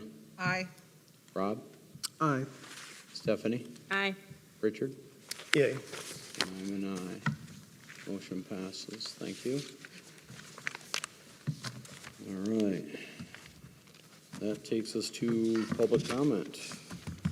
Okay, the Board of Education recognizes the value of public comment on educational issues and the importance of allowing members of the public to express themselves on district matters. To permit fair and orderly public expression, the board shall provide a period of public participation at public meetings of the board and publish rules to govern such participation in board meetings and in the board committee meetings. The rules shall be administered and enforced by a presiding officer of the meeting. The presiding officer shall be guided by the following rules. Public participation shall be permitted at a time determined by the presiding officer. Anyone with concerns related to the operation of the school or to matters within the authority of the board may participate during the public portion of the meeting. Participants must be recognized by the preceding officer and will be requested to preface their comments by an announcement of their name, address, and group affiliation if and when appropriate. Each statement made by a participant shall be limited to 3 minutes duration. No participant may speak more than once. Participants shall direct all comments to the board and not to staff or other participants. The presiding officer may prohibit public comments which are frivolous and repetitive and harassing, interrupt, warn or terminate participants' statements when the statement is too lengthy, personally directed, abusive, obscene, or irrelevant. Request any individual to leave the meeting when the person behaves in a manner that is disruptive of the orderly conduct of the meeting. Request the assistance of law enforcement officers in the removal of a disorderly person when that person's conduct interferes with the orderly progress of the meeting. Call for a recess and adjournment to another time when the lack of public decorum interferes with the orderly conduct of the meeting is to warrant such action. Waive these rules with the approval of the board when necessary for protection of privacy or the administration of the board's business. The portion of the meeting during which the participation of the public is invited shall be limited to 30 minutes, but the time frame will be extended if necessary, so that no one's rights to address the board will be denied. Tape or video recordings are permitted, subject to the following conditions. No obstructions are created between the board and the audience. No interviews are conducted in the meeting room while the board is in session. No commentary, adjustment of equipment, or positioning of operators is made that would distract from the board or members of the audience while the board is in session. The person operating the recorder should contact the superintendent prior to the board meeting to review the possible placement and equipment. Ready? All right. Got a timer ready? Okay. Go ahead. Hi, I'm Nancy Grable. I live in Grant, and thank you for all your hard work up here. And I just thought some of the things that were being presented by the team that was first up here, I forgot what you're called, but one of them, or no, I think it was Carol Dawson, who talked about the reason why some children are missing so much school and how problematic that is. I just had some ideas about that because I worked with CPS cases as a counselor for 5 years, and I just thought there may be some very simple reasons, but there could be some really complex reasons, and just had a thought, wouldn't that be cool if somebody could, if a counselor could go visit the family after 10 absences and find out if they need some help getting to the root of the problems of why they're missing so much school. So could be late nights, could be movies, could be unhealthy food, could be just a child who's very contrary and doesn't want to go to school, or illness or something like that. It could just be communication issues. So that was just a few ideas I wanted to throw out there. That complex that was 60 acres, this is a second thing I had an idea on. I know that my husband, Denny Grable, used to go there as an agricultural student and has great memories there, but I just thought if it's a sports complex, couldn't you add in a few animals and gardens, things like that? I might have a couple ponies, that would be lovely there. And just to give, not everybody's into animals, and if there are kids who are practicing, there may be younger siblings or older ones who might enjoy something like that, just as some ideas. And then I also just wondered what the roar in the core, I didn't get that at all, if that's something you can explain in a brief moment, or if you can direct me to something to look that up. Your new position that you're...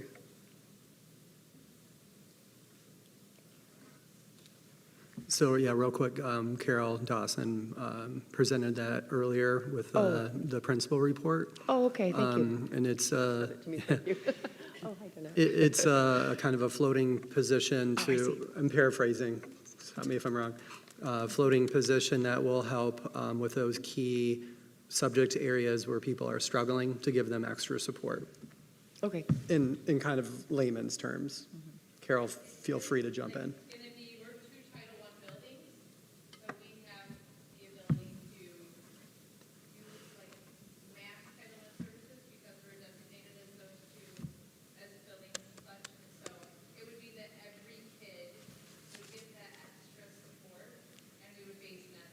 I remember that now, I just didn't connect it, so thank you very much.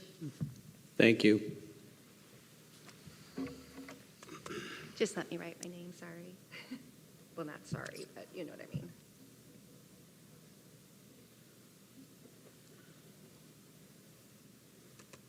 Hi, I am Danette Gessler, fifth grade reading teacher. They mentioned me earlier. There's so many wonderful things happening in our building, and one of the things has gotten a lot of bad press lately, and it was something that was brought to us by MTTS, which was the wonderful thing that you're doing. And you got to understand, all of us have kid hearts. Kevin, he was always with us, always has a kid heart. And what I mean by that is we're here for kids. Not that anybody else isn't, but the SEL, it had a really, really bad time in the press lately. And I just wanted to tell you one of the cool things about it. NTTS brought it to us a few years ago. And when they first were telling me we were going to have like formalized lessons for this, it was like, what is this? But we're willing to try anything because that's what our staff does. And it's really absolutely phenomenal. They give you a quote that gets you started in with a theme of the month. This theme is integrity for this month. There's a short video that brings in things that the kids might have already seen, and it'll show them what specifically we're looking at, but ties into integrity with that. There's discussion things, and then there's always this action item. And what it is, that's the most powerful piece. It's the one that gets the kids, instead of just having the knowledge that these things exist and having empathy and having integrity and having respect and having responsibility, it gives them that action plan of how they can do something about it. So I don't know if you got to see on the Facebook that we put up. I waited until after Mother's Day to have it put in, but our lesson on Friday kind of deviated a little bit from the norm. It had these little kids. They were speaking about, they were being asked questions like, how do you know your mom loves you? And oh gosh, I can't even think of all of them, but it was beautiful. And it's little kids. I had 8 kids come up to me after that. The action plan was for them to make Mother's Day cards to anybody that was significant in their life. Didn't have to be a mother. But I had 8 kids come up to me and they said, hey, Mrs. Gessler, can we make one of those videos for our moms?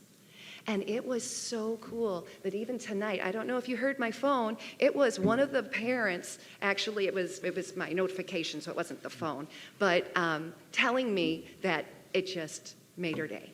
And that she just couldn't believe how cool that was. That wouldn't be possible without SEL. So I know it has some bad press, but please, please know it is so incredible and it is changing our kids. I am seeing kids that I've never seen intrinsic value for them to want to do better. When I've talked to kids about summer reading before, either you can tell like, oh, yep, I always do that, or why would I do that? But it gives us the opportunity to have that conversation with them. Thank you, Mrs. Gessler. Anyone else?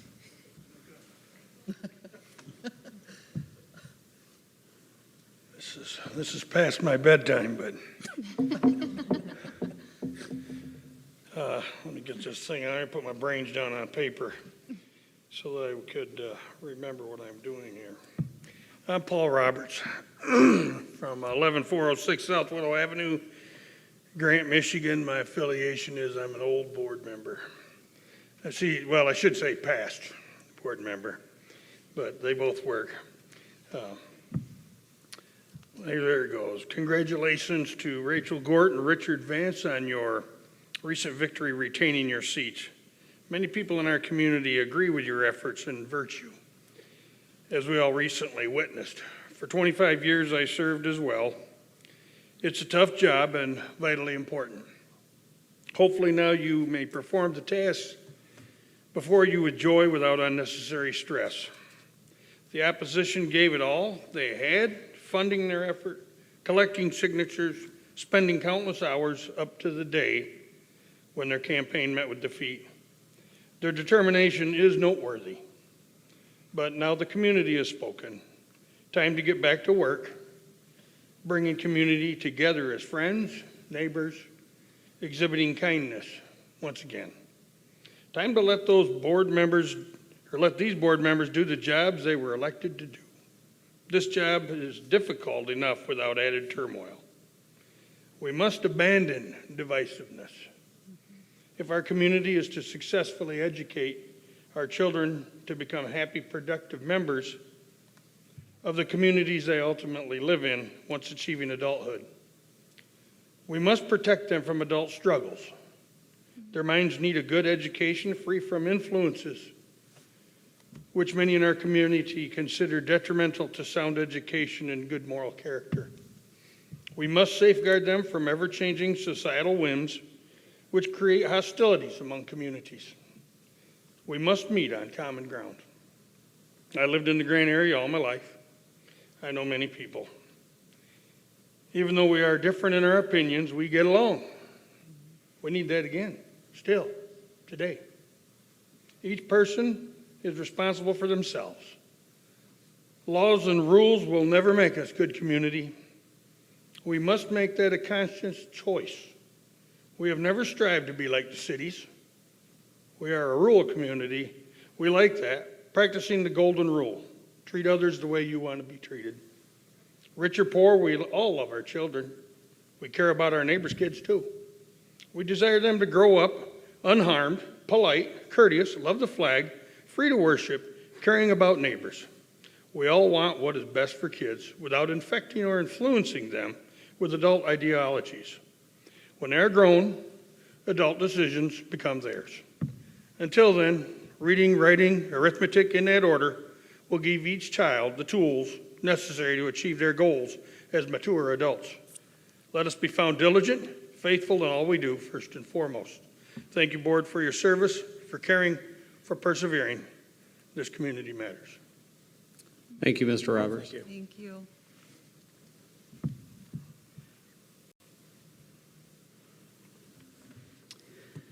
Lindsay Malish, Grant Community Member and Parent. This evening, I'm coming to you as a concerned community member for the continued lack of communication from this board. Specifically, I would like to speak tonight about communication around meetings. I must share, I was very thankful to see that the committee as a whole meeting was canceled today, as when I discovered it this morning, I soon realized that I would have to have 2 5-year-olds in tow. So that would have not been pleasant for any of us. I will start by saying that I do not believe that today's canceled committee as a whole meeting was done with maliciousness from the school administration, and I truly believe that it was a foresight. But what this does expose to us is a larger issue that still remains with this board, a failure to plan and communicate effectively with our community. Today's committee as a whole meeting was not the first time the community has been surprised with last-minute meeting communications. Once again, I do not blame this on the administration, but on the board not communicating effectively from within back to the community. Ken, as president, I am looking for you to address why the board continues to struggle with meeting communications. In January 2024, community members were aware of a special board meeting called days prior to its official communication. In July of 2023, I addressed to the board concerns I had about ad hoc committees being posted before the entire board was aware and approved. Ken, I'm requesting that you answer these questions for the community. Was today's committee as a whole meeting When was today's committee as a whole meeting scheduled, and when was it communicated with all board members? Are we giving all board members and administration time to prepare effectively and to manage their time and calendars? Board members have expressed concern about this in past meetings. For example, Richard Vance was adamant during the December meeting that no special meetings were to be held because his schedule was so busy around the superintendent evaluation. What does the board plan on doing to address these communications concerns? I understand a meeting can meet OMA requirements, but that does not mean it aligns with the community's expectations on clear transparency and communication. If the board doesn't respond to my concerns this evening, I will have no choice but to FOIA the emails in regards to this meeting. Now, since I brought up FOIAs, I want to address concerns, Ken, that your family, Richard's, and Rachel's households communicated and supported through the Concerned Parents Coalition of Michigan. I have not added additional tens of thousands expenses to the district by maliciously filing frivolous lawsuits, discrimination, Lindsay, or you're FOIA's going to be requests. asked to leave. I'm not at the Lindsay, your expense time is of expired. individuals Okay, Lindsay, or you will leave. and nor am I promoting a liberal Police, agenda. please escort Lindsay out of the building. I will continue to do what's Lindsay, right your to time is advocate on expired. behalf of students and Your family within time our has district expired, whose Lindsay. voice is not being heard. Lindsay, your It time may not be in has my cards to expired. serve on this board, but no, I will Lindsay, continue your to time expose has the truth. expired. Thank you.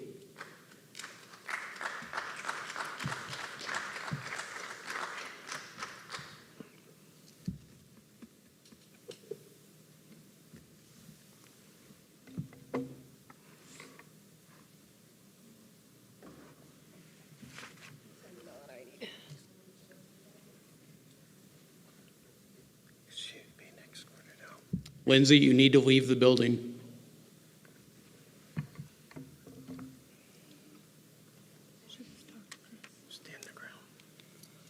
She needs to leave. Thank you.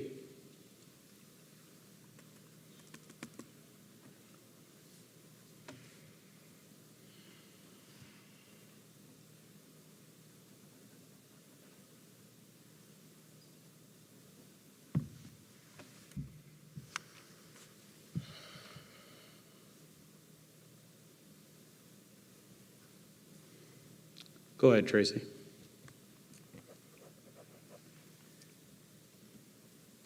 Well, first off, I'd like to thank Richard, Rachel, and Ken for showing up tonight.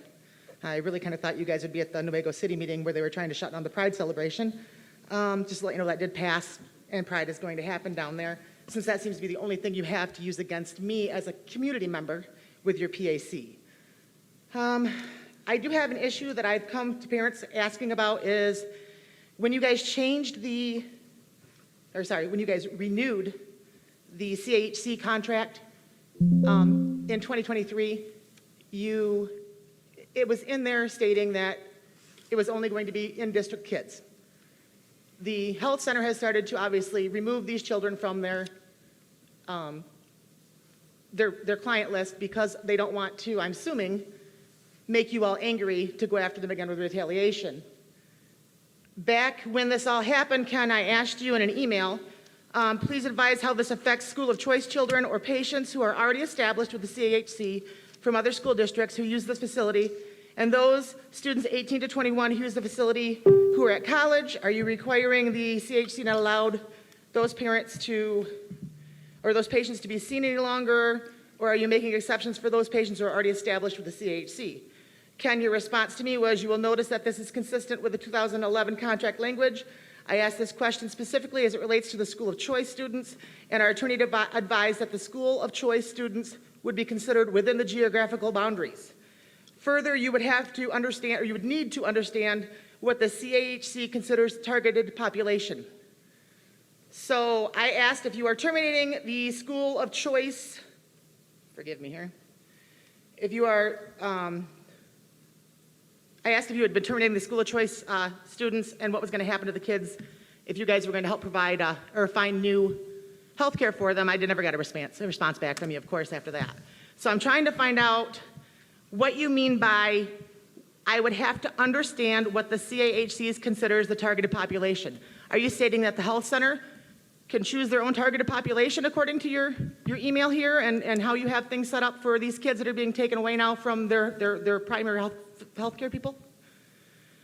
Because the way you state it here, further you would need to understand what the CAHC considers targeted population.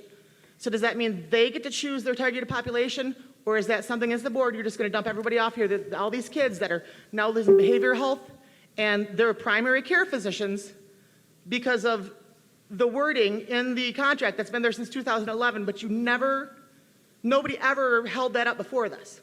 So is this something you guys are willing to amend and look at, or is it just done and these kids don't have any doctors now? It's kind of where I'm asking, because you've left a bunch of kids out in the cold at this point, and the parents that use it that aren't in district, it's Newaygo County wide usually for family health centers. Granted, we have our health center itself, but Thank you, what are you guys Tracy. going to do for these kids that you just put out on the streets? Thank you, Tracy. Anyone else?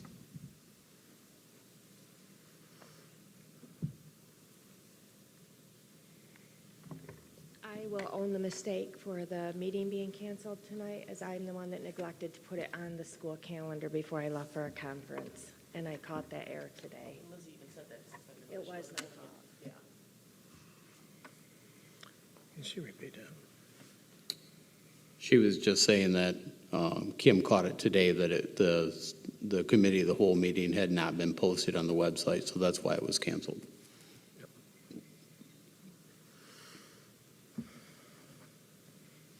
Anyone else?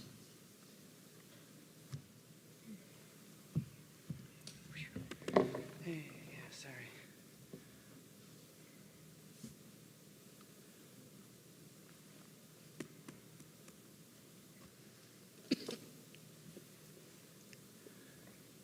All right. Oh, man. A little out of breath. Need to do a little more running.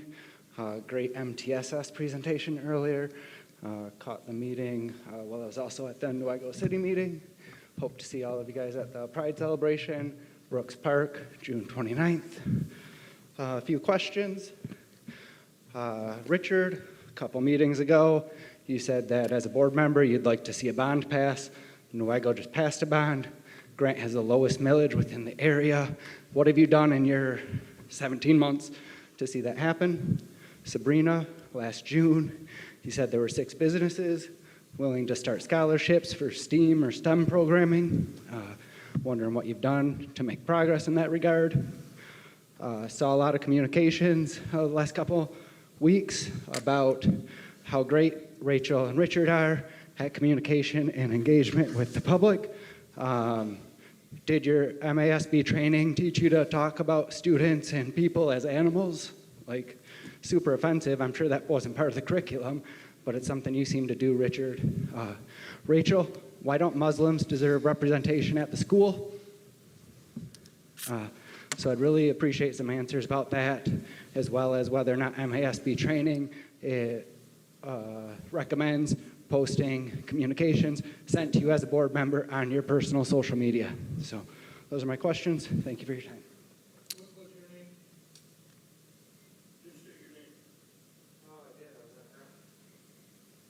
Thank you, Joshua. Anyone else?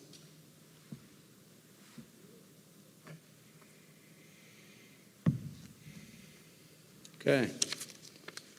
That takes us into discussion items for the board. What does the board have? May I start? Yes. So I actually, Josh, have been working with Mr. Delamander on trying to get that established. We've started in my facility, and we're going to continue growing the businesses to have students come in there and then work off that and see what progress we make off it. So thanks for bringing that up, because I was one of the first ones to jump in on that, and we'll continue to move forward with it as well. Mr. Roberts, I want to thank you so much for your statement. And another big base I want to touch is that I am also all for the unity of our community. I think we all bring something absolutely amazing to the table. How we get those ideas from each other is a separate issue. I would love to be able to sit down with more people. I know that I've opened my door to multiple conversations. A lot of people didn't pick up on that time frame to come and sit down and talk with me as a person instead of just a board member. I think if we make more time to sit with each other as a community, we would learn a lot more from each other and be able to implement other ideas from each other and move forward together instead of all this just divisiveness. I think it's unnecessary, and I think we could definitely make a lot more progress with, you know, the ideas of the land, how we're going to move forward with that, just how to meet in the middle. It doesn't need to be this way. And I'm hoping that we can possibly get there. If that means more community forums, I know that that's more time being delegated, but I would be all for it. I'm all for also, like I said again, meeting with you individually.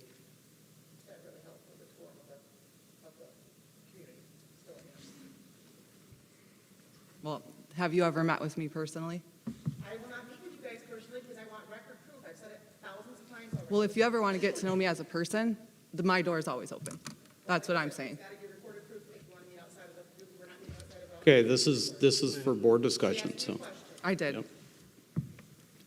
Anything else? That's what I have. Just would love to be able to start thinking of a way to work together as a community. Well, I think that needs to be the focus is how do we, as a district, move forward? What things do we need to do to actually move forward? We've got a 20-year plus trend of student counts going down in our district. What types of things can we do? And I think that we're starting to have those discussions that we can, on things that we can do to actually bring students back to our district and to our community. So it's not an, excuse me, Melissa, if you are going to continue, you will leave as well. Okay, you may leave. So regardless, we need to, yes, I think we need to be focused on moving forward. So, hopefully we can do that not only as a board, but as a community. What else? I would like to respond to some things that I've heard and read in regard to my request to the board to add those who are able to stand at the beginning of a board meeting. I've heard some comments that I did that to cause divisiveness to the community, and that is actually very disheartening on so many levels, because transparently, I was actually doing that for a community member who attended and was in so much pain and facing their own medical hardships that they leaned over to me during a meeting and said, "Stephanie, I don't know if I'm going to be able to stand." And I know that person came to me because they understand I get it. I've lived it every single day of my life. So that narrative needs to stop. I did not do that to divide our community further. I actually did that to help bring us together and recognize that we all bring different abilities to the table. Absolutely. Yeah, I will say on behalf, I will say on behalf of Stephanie that when she came on the board and some of those things were mentioned, that just shows what different people bring to the table. Because everybody doesn't see the same thing or feel the same way or think the same way. And if someone said that, people said that, being very judgmental, it's very unkind and out of place.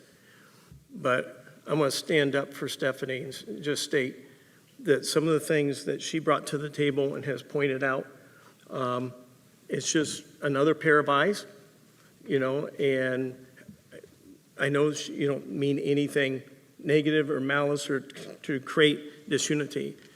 And most of the people on this board do not intend to create any disunity in that. So, Stephanie, we're sorry that comments like that have gotten back to you, but also there has been some very vicious comments made to a lot of board members in that. And that's where someone mentioned this evening, do unto others as you want them to do unto you. And that's a good statement to live by and how to operate. So thank you, Stephanie, for what you have brought to the table. Stephanie, I believe it was around July of last year when I know you sent me an email about that. And I don't remember if you sent that to more than just me, asking me to make sure that was part of that pledge. And, I know that I said it to you, but I want to say it publicly too, that I do really appreciate that because it was not something that I even thought about, right? And so, yes, your perspective in you bringing that to us the way that you did was very thoughtful. And, I never saw it as anything more than you just saying, hey, you got to realize not everybody can stand, right? And it doesn't just mean it's because somebody's in a wheelchair, right? Somebody could have knee or hip problems too, and they can't necessarily stand. So I definitely appreciate the fact that you have been thoughtful enough to bring that stuff to the board, and it was not malicious at all, and I know that. So, thank you. Any other discussion items? A couple real quick. I first want to, thank the community as a whole for coming out and voting last Tuesday. I think that one of the strengths of a vote is informed voters coming out and participating. And it was actually quite impressive to see how the turnout was for a vote in May that was with, a recall. We didn't have a bond on like Nowego did. And I appreciate all the work that has gone into people standing up for what they believe in, regardless of what side you're on. I do find some things offensive, and I get that's the nature of politics, especially in today's climate. But what I couldn't help but notice was while, our vote was going on, Nowego had a vote where more than doubled up the yes votes for a $24 or $26 million bond. Hesperia is looking to run or go for a bond in November, White Cloud this August, Fremont within a couple of years. Look at what Tri-County, Kent City, Ravenna, all of the schools around us have done.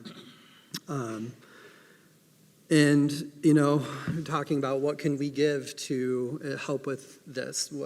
We're looking at a 2-year accumulation of 150,000 or less, that we can earmark towards the upkeep of all of our facilities, inside and out.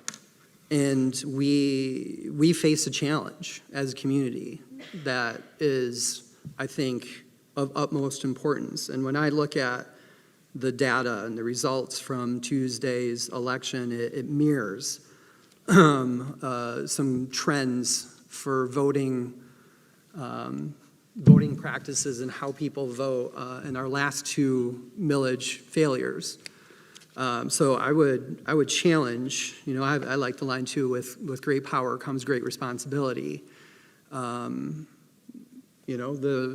This board, the majority of this board seems to have the voice of the voting majority in this district. So I would challenge you to use that power to convey the desperate needs that we have in this community to pass a bond. You talk about a 20-year decline there, and I've gone over this before. There's a lot of factors that go into decline. What certainly doesn't help is the schools around us improving their facilities and putting the money in a bond towards the things that they can fix and improve, while then saving their operating costs and other costs, for the education, the systems in place. And we're behind the 8 ball in that. 21 years, to be honest, behind the 8 ball, and before that, another 10, 15. We have a public that still feels and remembers that they were told they would never have to sink another dollar into this district when the new high school was built in like 1963. So there's a mentality that goes along with no votes repeatedly when it comes to building and supporting the infrastructure of this district and therefore the community. So I would challenge this board to make that a priority, because we're on a 2-year time limit where we are even going to be further behind if we don't do something. And we're looking at a rough budget cycle coming up, and it is not going to be easy decisions. So we need help. We need people to put their money where their mouth is and support this district, the largest employer in our community. And That's a challenge, because I feel like a lot of the trends in the voting that went down on Tuesday are a lot of the same voters who are opposed to taxation. So I challenge this board, make it happen for our kids, for our community, for our longevity. Don't just think about right now, or 1 year or 2 years. Think about 10, 20, 30. That's what we need to be thinking about. That's what good boards do. That's what good educators do. You think about things to support not only the generation that's here now, but the generations to come. And if we don't want to see a mass exodus, we need to show that we are going to move forward with that. That's all I have to say. Thank you, Rob. Thank you, Rob. All right, anything else? All right, if not, I'll take a motion to adjourn. So moved. Do I have a second? Support. I have a motion and support. Motion by Sabrina, support by Rachel to adjourn. All in favor, say aye. Aye. Aye. Opposed, say nay. Passes. Thank you. Meeting adjourned.